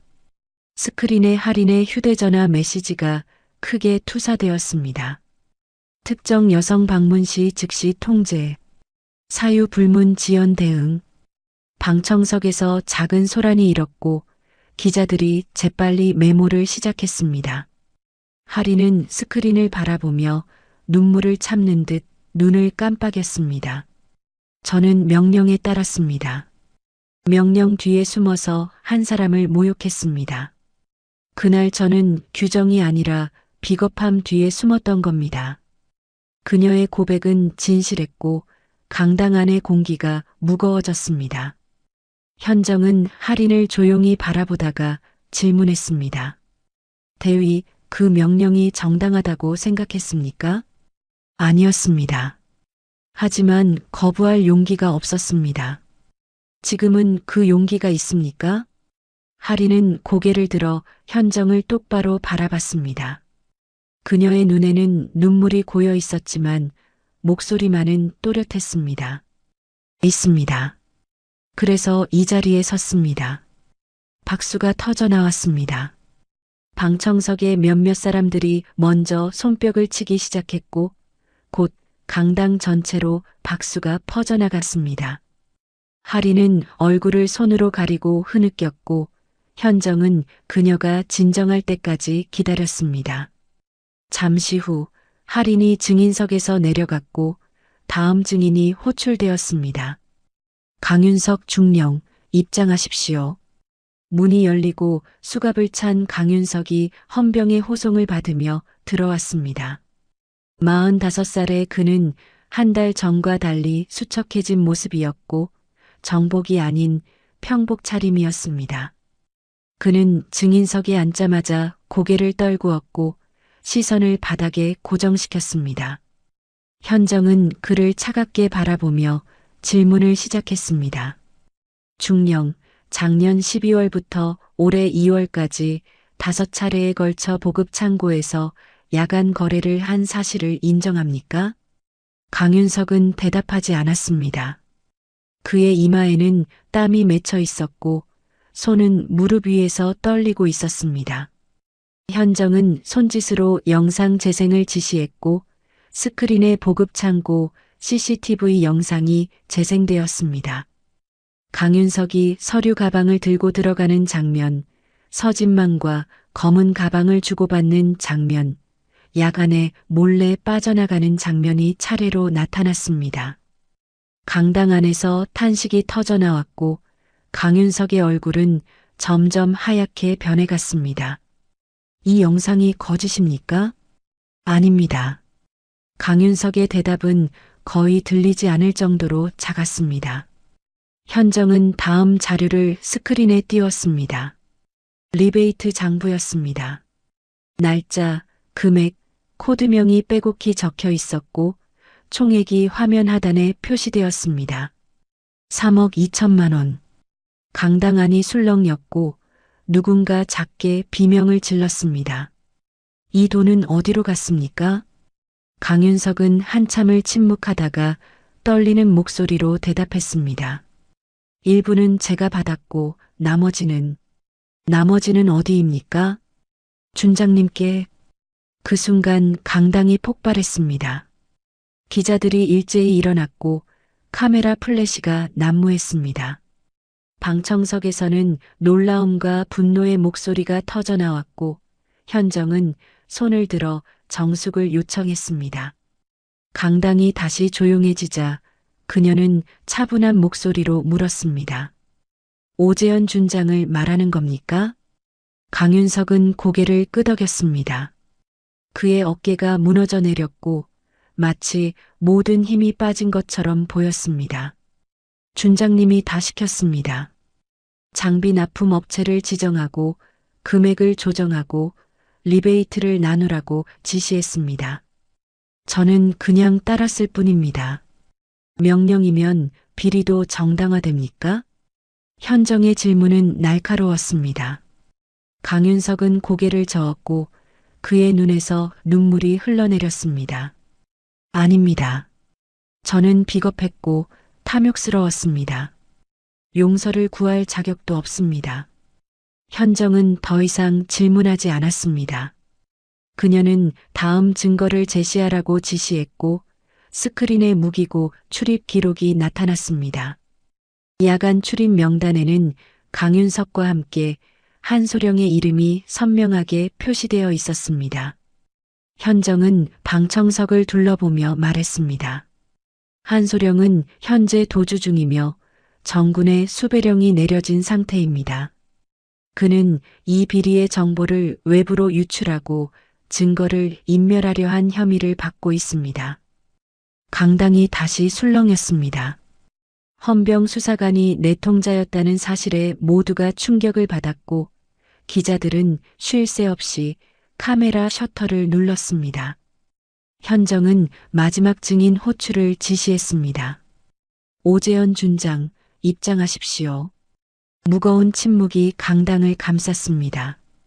모든 시선이 문을 향했고 잠시 후 문이 열렸습니다. 49살의 오재현이 정복 차림으로 들어왔습니다. 그는 수갑을 차지 않았지만 헌병 2명이 양옆에서 호송하고 있었습니다. 그의 얼굴에는 여전히 자신감이 남아 있었고 증인석에 앉으면서도 당당한 자세를 유지했습니다. 현정은 그를 차갑게 바라보며 입을 열었습니다. 준장, 이 모든 비리의 배후가 당신입니까? 오재현은 비웃듯 웃었습니다. 그의 목소리는 여전히 낮고 차분했습니다. 군단장님, 군은 시스템입니다. 시스템 안에서 모든 사람은 자기 역할을 할 뿐입니다. 시스템이 사람을 버릴 때 그건 더 이상 군이 아닙니다. 현정의 말에 강당 안의 모든 사람이 숨을 죽였습니다. 두 사람의 눈빛이 공중에서 부딪혔고 긴장감이 최고조에 달했습니다. 현정은 천천히 마지막 증거를 스크린에 띄웠습니다. 오재현의 계좌 입금 내역이었습니다. 작년 한 해 동안 10여 차례에 걸쳐 수천만 원씩 입금된 기록이 선명하게 나타났고 입금자는 모두 방산업체들이었습니다. 이것도 시스템입니까? 오재현의 얼굴에서 자신감이 사라졌습니다. 그의 손이 떨리기 시작했고 이마에 식은땀이 맺혔습니다. 현정은 앞으로 한 걸음 다가서며 단호하게 말했습니다. 명령은 사람을 지키기 위해 있습니다. 명령이 권력의 방패가 되는 순간 그것은 폭력입니다. 준장, 당신은 그 폭력의 정점에 있었습니다. 오재현은 더 이상 대답하지 못했습니다. 그의 어깨가 축 처졌고 마침내 고개를 떨구었습니다. 강당 안에서 박수가 터져나왔고 곧 기립박수로 이어졌습니다. 현정은 그 박수를 받으며 단상에 섰고 그녀의 눈빛에는 비로소 안도감이 스쳐 지나갔습니다. 정의는 때로 더디지만 결국 도착한다는 것을 모두가 목격한 순간이었습니다. 청문회가 끝난 지 사흘 후 군 검찰은 공식 기소 내용을 발표했습니다. 국방부 브리핑룸에는 수십 명의 기자가 몰려들었고 카메라 플래시가 끊임없이 터졌습니다. 검찰 대변인이 브리핑 자료를 펼치며 차분한 목소리로 발표를 시작했습니다. 오재현 준장은 알선 수재와 직권남용, 증거인멸 교사 혐의로 구속 기소되었고 강윤석 중령은 횡령과 배임 혐의로 함께 기소되었습니다. 정우태 대위는 가혹행위와 직무유기로 파면 처분을 받았으며 서진만 원사는 뇌물수수 혐의로 불구속 기소되었습니다. 그리고 도주 중이던 한소령은 이틀 전 국경 부근에서 체포되어 현재 조사를 받고 있다는 소식도 전해졌습니다. 뉴스는 이 사건을 일제히 보도했습니다. 군피아 카르텔 붕괴, 별 3개의 정에 썩은 조직, 칼로 도려내다 같은 헤드라인이 신문 일면을 장식했고 방송에서는 청문회 장면을 반복해서 내보냈습니다. 특히 현정이 오재현에게 던진 명령은 방패가 아니다라는 말은 명언으로 회자되며 사람들의 입에 오르내렸습니다. 여론은 들끓었고 국민들은 환호했습니다. 오랫동안 감춰져 있던 군 내부의 부패가 마침내 수면 위로 드러났고 정의가 승리했다는 안도감이 사회 전체를 감싸고 있었습니다. 청문회 일주일 후 대통령은 청와대 영빈관에서 특별 기자회견을 열었습니다. 그는 단상에 서서 엄숙한 표정으로 발표문을 읽었습니다. 이번 사건은 우리 군이 스스로를 정화할 수 있다는 것을 보여준 역사적 사건입니다. 이현정 군단장의 용기와 결단은 대한민국 모든 군인의 귀감이 될 것입니다. 앞으로 정부는 군 인권 보호와 투명한 조직 문화 정착을 위해 모든 노력을 다할 것입니다. 그는 발표를 마치며 현정의 공로를 치하하고 그녀를 국방부 정책실장으로 임명한다는 소식을 전했습니다. 박수가 터져나왔고 기자들은 일제히 질문을 쏟아냈습니다. 하지만 정작 현정은 그 자리에 없었습니다. 그녀는 그 시각 수도병원에 있었습니다. 병원 12층 정형외과 병동은 조용했습니다. 복도를 따라 햇살이 들어오고 있었고 간호사들이 조용히 업무를 보고 있었습니다. 현정은 복도 끝 병실 문 앞에 서서 잠시 숨을 고르고 있었습니다. 손에는 작은 과일 바구니가 들려 있었고 그 안에는 귤과 사과가 정성스럽게 담겨 있었습니다.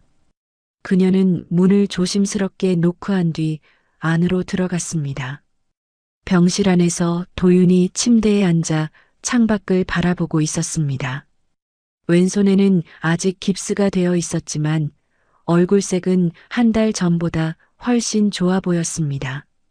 그는 문 열리는 소리에 고개를 돌렸고 어머니를 보자 환하게 웃었습니다. 엄마, 도윤아. 현정은 과일 바구니를 테이블 위에 내려놓고 아들 옆에 앉았습니다. 그녀의 눈에는 눈물이 맺혀 있었고 도윤의 손을 조심스럽게 잡았습니다. 깁스 위로 도윤의 손가락이 살짝 움직였고 현정은 그 작은 움직임에 안도의 한숨을 내쉬었습니다. 손은 어때? 많이 좋아졌어요. 의사 선생님이 재활 잘하면 완전히 회복될 거라고 하셨어요. 다행이다. 현정은 아들의 머리를 쓰다듬었습니다. 그녀는 군단장도 아니고 장성도 아닌 그저 한 아이의 어머니였습니다. 도윤은 어머니의 손을 잡으며 조용히 말했습니다. 엄마, 뉴스 다 봤어요. 청문회에서 하신 말씀들도요. 자랑스러웠어요. 너를 지키지 못해서 미안해. 지켜주셨잖아요. 엄마가 아니었으면 저는 지금도 그곳에서 아파하고 있었을 거예요. 둘은 한동안 말없이 손을 잡고 있었습니다. 창밖으로 햇살이 따스하게 들어왔고 병실은 평화로웠습니다. 현정은 과일 바구니에서 귤 하나를 꺼내 도윤에게 건넸습니다. 한 달 전 위병소 앞에서 바닥에 굴렀던 그 귤처럼 노란 귤이었지만 이제는 아무도 그것을 짓밟지 않았습니다. 같은 시각 707 특임대에서는 대대적인 인사 개편이 진행되고 있었습니다. 정우태의 자리에는 새로운 중대장이 부임했고 강윤석이 있던 작전참모실에는 투명성과 청렴함으로 소문난 소령이 배치되었습니다.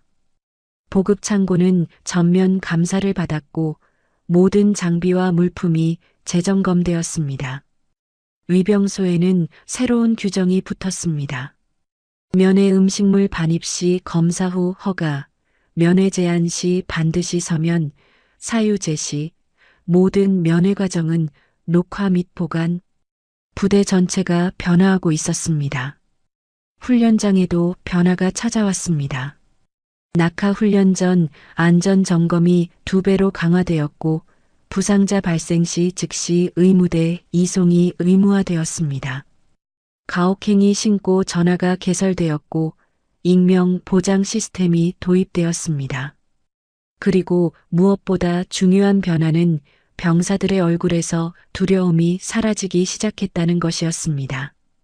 그들은 이제 부당한 명령이 아니오라고 말할 수 있다는 것을 알았고 자신들을 지켜줄 시스템이 있다는 것을 믿게 되었습니다.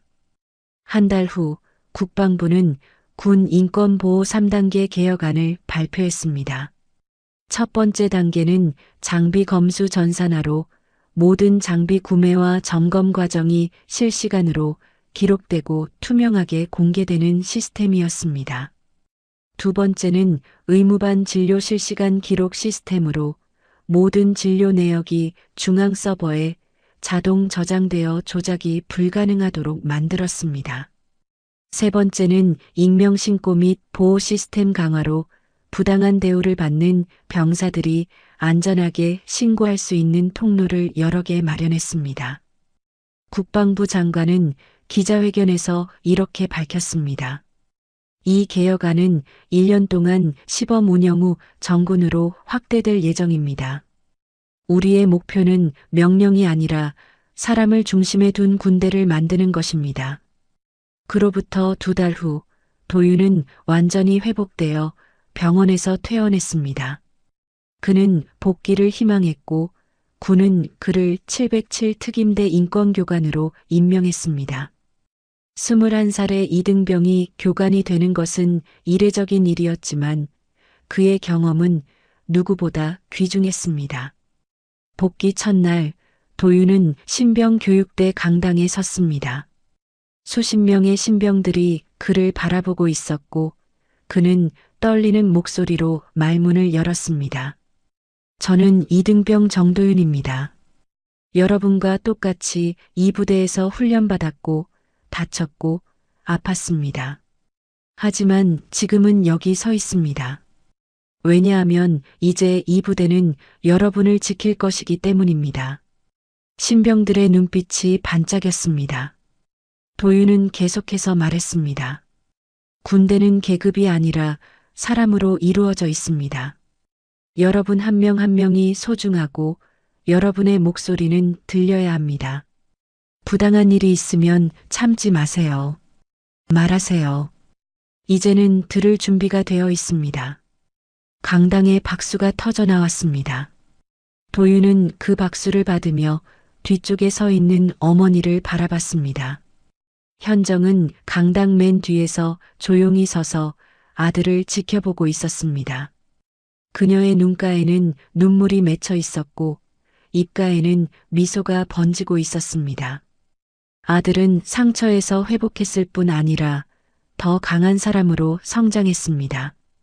그리고 그 성장은 조직 전체의 변화로 이어졌습니다. 그날 저녁 병사 식당에는 특별한 행사가 열렸습니다. 비타민 과일데이 첫날이었습니다. 식당 입구에는 귤, 사과, 바나나가 가득 담긴 바구니가 놓여 있었고 병사들은 각자 좋아하는 과일을 집어갔습니다. 웃음소리가 식당을 가득 채웠고 누군가는 이거 진짜 맛있다며 감탄했습니다. 현정은 식당 밖에서 그 모습을 지켜보며 조용히 미소 지었습니다. 한 달 전 바닥에 굴렀던 과일들이 이제는 병사들의 웃음이 되어 돌아왔습니다. 밤이 깊어가고 부대는 조용해졌습니다. 현정은 집무실에 홀로 앉아 창밖을 바라봤습니다. 별이 총총히 빛나고 있었고 그중 유난히 밝은 별 3개가 나란히 떠 있었습니다. 그녀는 어깨 위 별을 내려다봤습니다. 계급장에 박힌 별 3개. 그것은 권력이 아니라 책임의 무게였고 명령이 아니라 보호의 의지였습니다. 현정은 조용히 중얼거렸습니다. 이제는 계급이 아니라 양심이 조직을 움직이는 군대가 되었으면 좋겠습니다.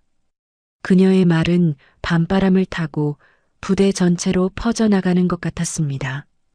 폭풍은 지나갔고 이제 빛이 찾아왔습니다. 사건이 일단락된 지 6개월이 흘렀습니다. 가을이 깊어가는 토요일 오후 현정은 평복 차림으로 재래시장을 걷고 있었습니다. 손에는 장바구니가 들려 있었고 그 안에는 배추와 무 그리고 고등어 몇 마리가 담겨 있었습니다. 군단장직을 마치고 국방부 정책실장으로 자리를 옮긴 뒤 그녀는 주말이면 이렇게 평범한 일상을 보내곤 했습니다. 군복을 벗고 나니 그저 한 사람의 어머니이자 50 중반의 평범한 여성으로 돌아온 기분이었습니다.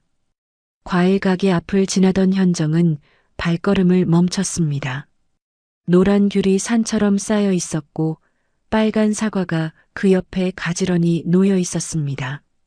주인 아주머니가 환하게 웃으며 말을 걸었습니다. 언니, 귤 한 봉지 어때요? 오늘 아침에 막 들어온 거라 달아요. 현정은 잠시 망설이다가 고개를 끄덕였습니다. 아주머니가 비닐봉지에 귤을 담아주는 동안 현정은 그 노란 귤을 바라봤습니다. 6개월 전 위병소 앞에서 바닥에 굴렀던 귤이 떠올랐습니다. 그때는 모욕과 분노였지만 지금은 그저 달콤한 과일일 뿐이었습니다. 시간은 모든 것을 변화시켰고 고통마저도 의미 있는 기억으로 바꿔놓았습니다. 귤을 받아들고 길을 걷던 현정은 앞에서 걸어오는 한 여성과 마주쳤습니다. 32살의 할인이었습니다. 그녀는 청바지에 니트를 입고 있었고 손에는 작은 쇼핑백을 들고 있었습니다. 두 사람은 동시에 멈춰 섰고 잠시 침묵이 흘렀습니다. 할인의 얼굴에는 놀라움과 당황스러움이 동시에 떠올랐고 그녀는 본능적으로 고개를 숙였습니다. 군단장님, 지금은 군단장이 아닙니다. 그냥 평범한 사람입니다. 현정의 목소리는 부드러웠습니다. 할인은 천천히 고개를 들었고 현정의 눈을 바라봤습니다. 6개월 전 청문회에서 만났을 때와는 달리 지금 현정의 눈빛에는 따뜻함이 담겨 있었습니다. 할인은 입술을 깨물며 말했습니다. 죄송합니다. 아직도 그날 일이 저도 압니다. 과거는 지울 수 없죠. 하지만 과거에 갇혀 살 필요는 없습니다. 현정은 손에 들고 있던 귤 봉지를 할인에게 내밀었습니다. 할인은 어리둥절한 표정으로 그것을 바라봤고 현정은 미소를 지으며 말했습니다. 받으세요. 맛있을 거예요. 할인의 눈에 눈물이 맺히기 시작했습니다. 그녀는 떨리는 손으로 귤 봉지를 받았고 그것을 꼭 안았습니다. 6개월 전 자신이 발로 차버렸던 그 과일이 이제는 용서의 상징처럼 느껴졌습니다. 그녀는 울먹이며 말했습니다. 저는 아직 용서받을 자격이 없습니다. 매일 밤 그날 일이 생각나고 제가 얼마나 비겁했는지 떠올립니다. 대위는 이미 용기를 보여줬습니다. 청문회에서 진실을 말했고 그 덕분에 많은 이들이 구원받았어요. 현정은 할인의 어깨에 손을 올렸습니다. 그 손길은 따뜻했고 할인은 그 온기에 더 이상 눈물을 참을 수 없었습니다. 그녀는 시장 한복판에서 소리 없이 울었고 현정은 말없이 그녀 곁에 서 있었습니다. 지나가는 사람들이 둘을 쳐다봤지만 현정은 개의치 않았습니다.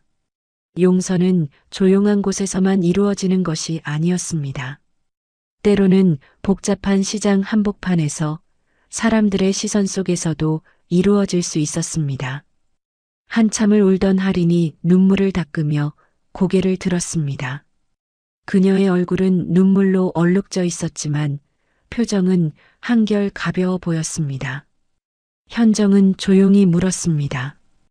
요즘 뭐하고 지내세요? 군사학교에서 인권교육 강사로 일하고 있습니다. 신병들에게 제 이야기를 들려주고 용기가 무엇인지 가르치고 있어요. 잘하고 있네요. 처음에는 제가 그런 자격이 있나 싶었습니다. 하지만 교육생들을 보면서 깨달았어요. 제 실수가 누군가에게는 교훈이 될 수 있다는 것을요. 현정은 고개를 끄덕였습니다. 할인은 계속해서 말했습니다. 얼마 전에는 이등병 정도윤을 만났습니다. 그가 인권교관으로 복귀했다는 소식을 듣고 찾아갔어요. 용서를 구하려고요. 뭐라고 하던가요?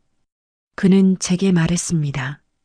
진정한 복수는 상대방이 불행해지는 것이 아니라 내가 더 행복해지는 것이라고요. 그 말을 듣는 순간 가슴이 무너지는 것 같았습니다. 현정은 희미하게 미소 지었습니다.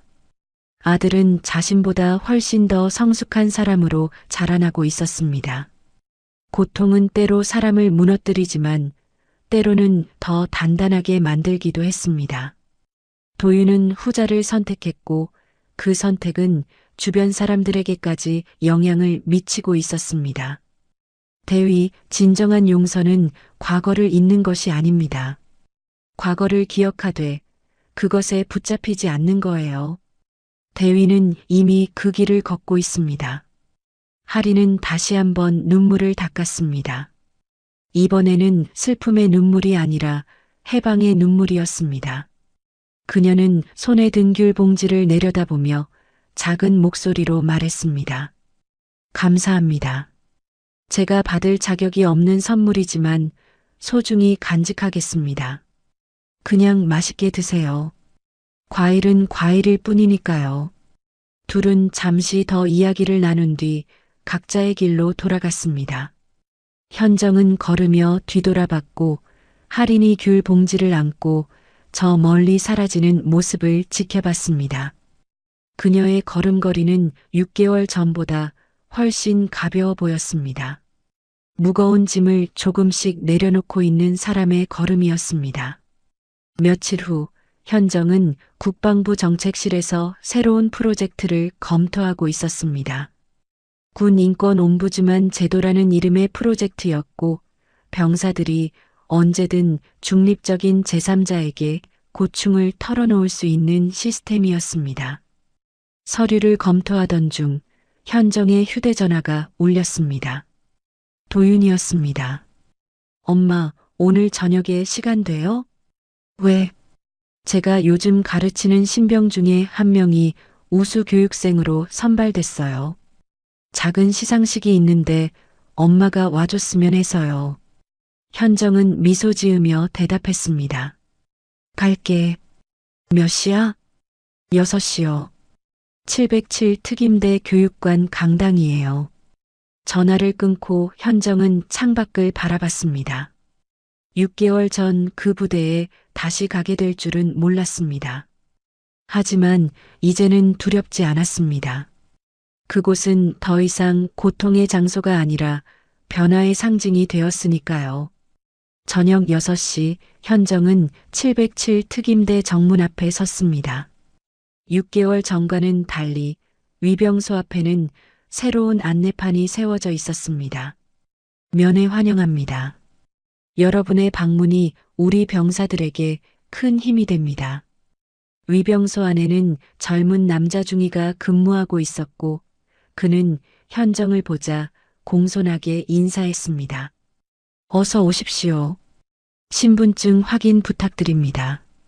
현정이 신분증을 건네자 중위는 확인 후 공손히 돌려주며 말했습니다. 교육관은 저쪽입니다. 안내해 드릴까요? 괜찮습니다. 길을 알아요. 현정은 교육관으로 걸어갔습니다. 부대 안 풍경은 6개월 전과 많이 달라져 있었습니다. 병사들의 얼굴에는 웃음이 있었고 훈련장에서는 교관이 병사에게 격려의 말을 건네는 모습이 보였습니다. 모든 것이 조금씩 나아지고 있었습니다. 교육관 강당에 들어서자 이미 많은 사람이 앉아 있었습니다. 앞쪽 단상에는 도윤이 서 있었고 그 옆으로 3명의 신병이 나란히 서 있었습니다.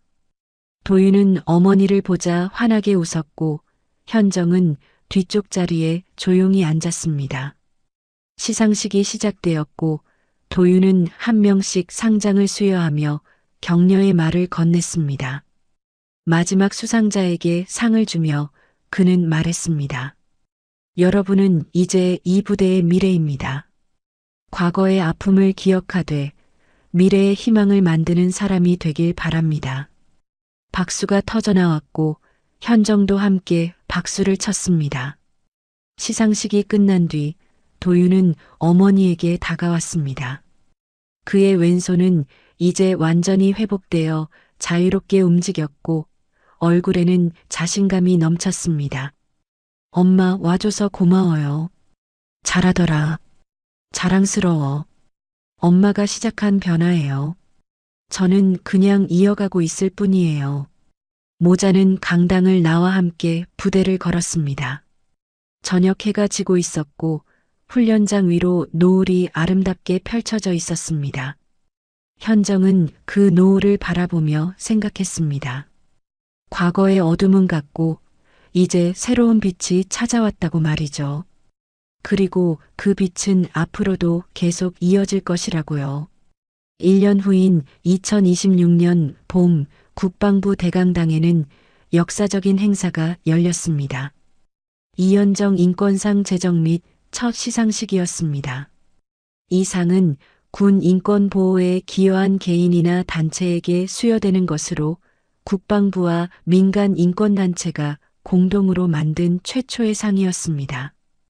강당 안에는 국방부 장관을 비롯한 고위 간부들이 앉아 있었고 언론사 기자들이 카메라를 준비하고 있었습니다. 객석에는 군인 가족들과 시민단체 관계자들이 자리를 채웠고 모두의 얼굴에는 기대감이 가득했습니다. 오전 10시 행사가 시작되었습니다. 국방부 장관이 단상에 올라 개회사를 낭독했습니다. 이현정 인권상은 한 사람의 용기가 조직 전체를 어떻게 변화시킬 수 있는지 보여준 역사를 기념하기 위해 만들어졌습니다. 오늘 첫 수상자는 그 변화의 중심에서 고통을 딛고 희망을 만들어낸 분입니다. 장관이 봉투를 뜯어 이름을 호명했습니다.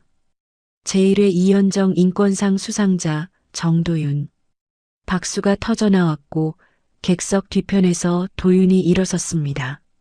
22살이 된 그는 깔끔한 정장 차림이었고 얼굴에는 자신감이 넘쳤습니다. 그는 단상으로 걸어가며 객석을 둘러봤고 맨 앞줄에 앉아 있는 어머니와 눈이 마주쳤습니다. 현정은 눈물을 글썽이며 아들을 바라보고 있었고 그녀의 손은 가슴에 얹어져 있었습니다. 도윤은 어머니에게 살짝 고개를 숙인 뒤 단상에 올랐습니다. 장관이 상패와 상금을 전달했고 도윤은 공손히 받았습니다. 상패에는 이렇게 새겨져 있었습니다. 정의는 침묵하지 않는 자의 것이다. 도윤은 상패를 가슴에 안고 마이크 앞에 섰습니다. 강당이 조용해졌고 모든 이의 시선이 그에게 쏠렸습니다. 그는 주머니에서 접힌 종이 한 장을 꺼냈습니다.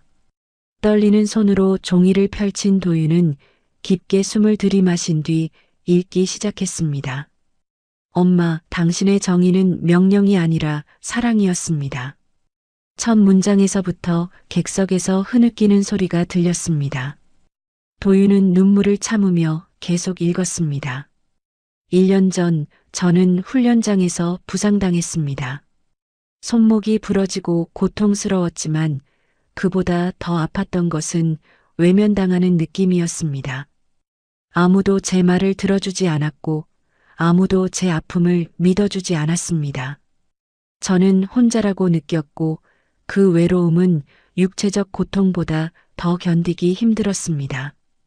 도윤은 잠시 말을 멈추고 물을 한 모금 마셨습니다. 그의 손은 여전히 떨리고 있었지만 목소리만큼은 또렷했습니다. 하지만 저는 혼자가 아니었습니다.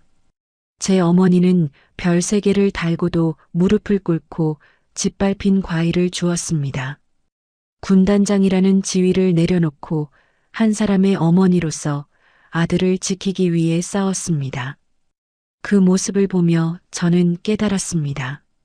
진정한 힘은 계급에서 나오는 것이 아니라 사랑에서 나온다는 것을요. 현정은 손수건으로 눈물을 닦았습니다. 그녀의 옆에 앉아있던 국방부 장관이 그녀의 어깨를 가볍게 두드렸고 현정은 고개를 끄덕이며 감사의 표시를 했습니다. 도윤은 편지를 계속 읽어내려갔습니다. 저는 이제 군인권센터에서 변호사로 일하고 있습니다.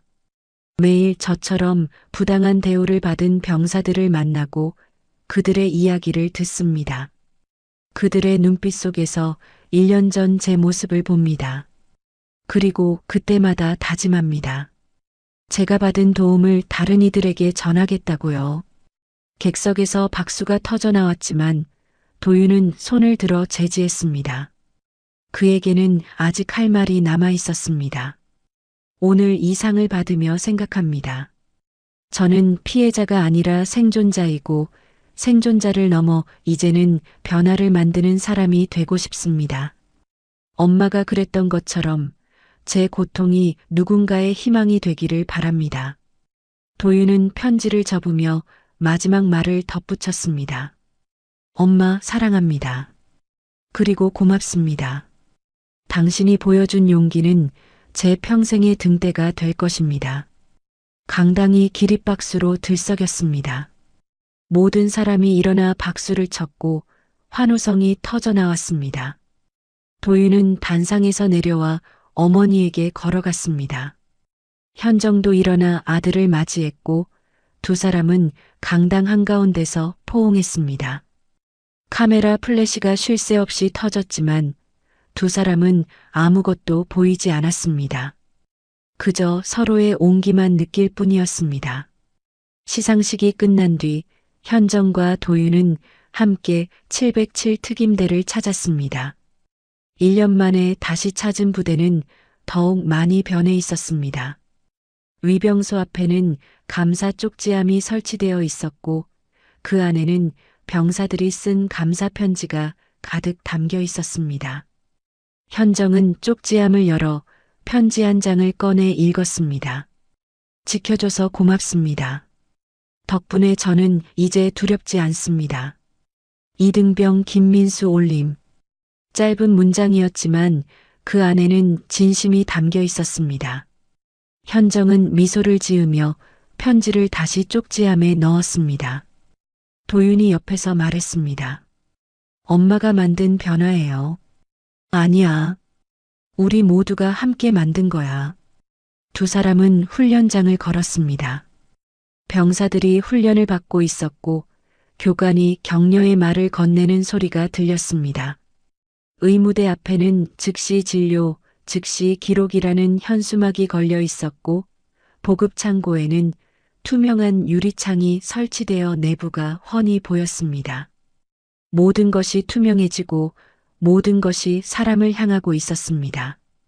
병사 식당 앞을 지나던 현정은 발걸음을 멈췄습니다. 입구에 비타민 과일 데이라는 안내문이 붙어 있었고 그 아래로 매주 수요일 신선한 과일을 드립니다라는 문구가 적혀 있었습니다. 현정은 식당 안을 들여다봤고 병사들이 웃으며 과일을 먹는 모습을 봤습니다. 누군가는 귤을 까먹고 있었고 누군가는 사과를 베어 물고 있었습니다. 1년 전 바닥에 굴렀던 그 과일들이 이제는 웃음이 되어 돌아왔습니다. 저녁 무렵 현정과 도윤은 부대 뒤편 언덕에 올랐습니다. 그곳에서는 부대 전체가 한눈에 내려다 보였고 저 멀리 훈련장과 막사들이 석양빛에 물들어 있었습니다. 하늘에는 별이 하나둘 떠오르기 시작했고 특히 밝은 별 3개가 나란히 빛나고 있었습니다. 현정은 그 별들을 바라보며 조용히 말했습니다. 저 별들을 볼 때마다 생각해. 계급장에 달린 별이 아니라 하늘의 별을 담고 싶다고. 무슨 의미예요? 계급장의 별은 권력이지만 하늘의 별은 빛이야. 권력은 누군가를 짓누르지만 빛은 누군가를 비춰주지. 나는 빛이 되고 싶었어. 도윤은 어머니의 손을 잡았습니다. 그는 고개를 들어 별을 바라보며 말했습니다. 엄마는 이미 빛이에요. 저뿐 아니라 수많은 사람들에게요. 두 사람은 한동안 말없이 별을 바라봤습니다. 바람이 불어왔고 풀 냄새가 코끝을 스쳤습니다. 부대 아래에서는 저녁 점호 나팔 소리가 들려왔고 병사들이 광장에 모이는 모습이 보였습니다. 평화로운 풍경이었고 희망이 느껴지는 순간이었습니다. 현정은 주머니에서 오래된 편지 한 장을 꺼냈습니다. 1년 전 도윤이 훈련장에서 던진 그 편지였습니다. 엄마, 손이 이상해요. 그래도 괜찮아요. 현정은 그 편지를 도윤에게 건넸고 도윤은 놀란 표정으로 받아들었습니다. 이거 어떻게? 위병소 앞 눈밭에서 주웠어. 그날 이후 계속 가지고 다녔지. 도윤은 편지를 읽으며 눈물을 글썽였습니다. 1년 전 자신이 얼마나 외롭고 두려웠는지 떠올랐고 동시에 지금 얼마나 많은 것이 변했는지 깨달았습니다. 그는 편지를 접으며 말했습니다. 이제 이 편지는 필요 없어요. 저는 더 이상 아프지 않으니까요. 그럼 함께 날려보낼까? 현정과 도윤은 편지를 함께 공중으로 던졌습니다. 편지는 바람을 타고 천천히 날아갔고 석양빛을 받아 반짝이며 멀리 사라졌습니다. 과거의 아픔도 고통도 외로움도 함께 날아가는 것 같았습니다. 두 사람은 손을 잡고 언덕을 내려왔고 부대 정문을 향해 걸었습니다. 정문을 나서며 현정은 뒤돌아 부대를 바라봤습니다. 그리고 조용히 중얼거렸습니다. 계급은 어깨에, 양심은 가슴에. 그 말은 바람을 타고 부대 안으로 퍼져나가는 것 같았습니다. 하늘 위로 별 3개가 더욱 밝게 빛나고 있었고 그 빛은 이제 한 사람의 것이 아니라 모두의 것이 되었습니다. 현정과 도윤은 함께 걸어갔고 그들의 뒷모습은 석양 속으로 천천히 사라졌습니다. 하지만 그들이 남긴 변화는 사라지지 않고 계속 이어질 것이었습니다. 과일 상자와 별 3개가 만들어낸 기적은 이제 시작이었으니까요. 여러분, 오늘 이야기는 어떠셨나요? 혹시 주변에서 부당한 일을 겪었지만 침묵해야 했던 경험이 있으신가요? 아니면 용기를 내어 목소리를 낸 순간이 있으셨는지요? 작은 과일 상자 하나가 큰 변화를 만들어낸 것처럼 여러분의 작은 용기도 세상을 바꿀 수 있습니다. 여러분께서 겪으신 이야기 또는 들려주고 싶은 사연이 있다면 언제든 보내주세요. 여러분의 목소리를 기다리겠습니다.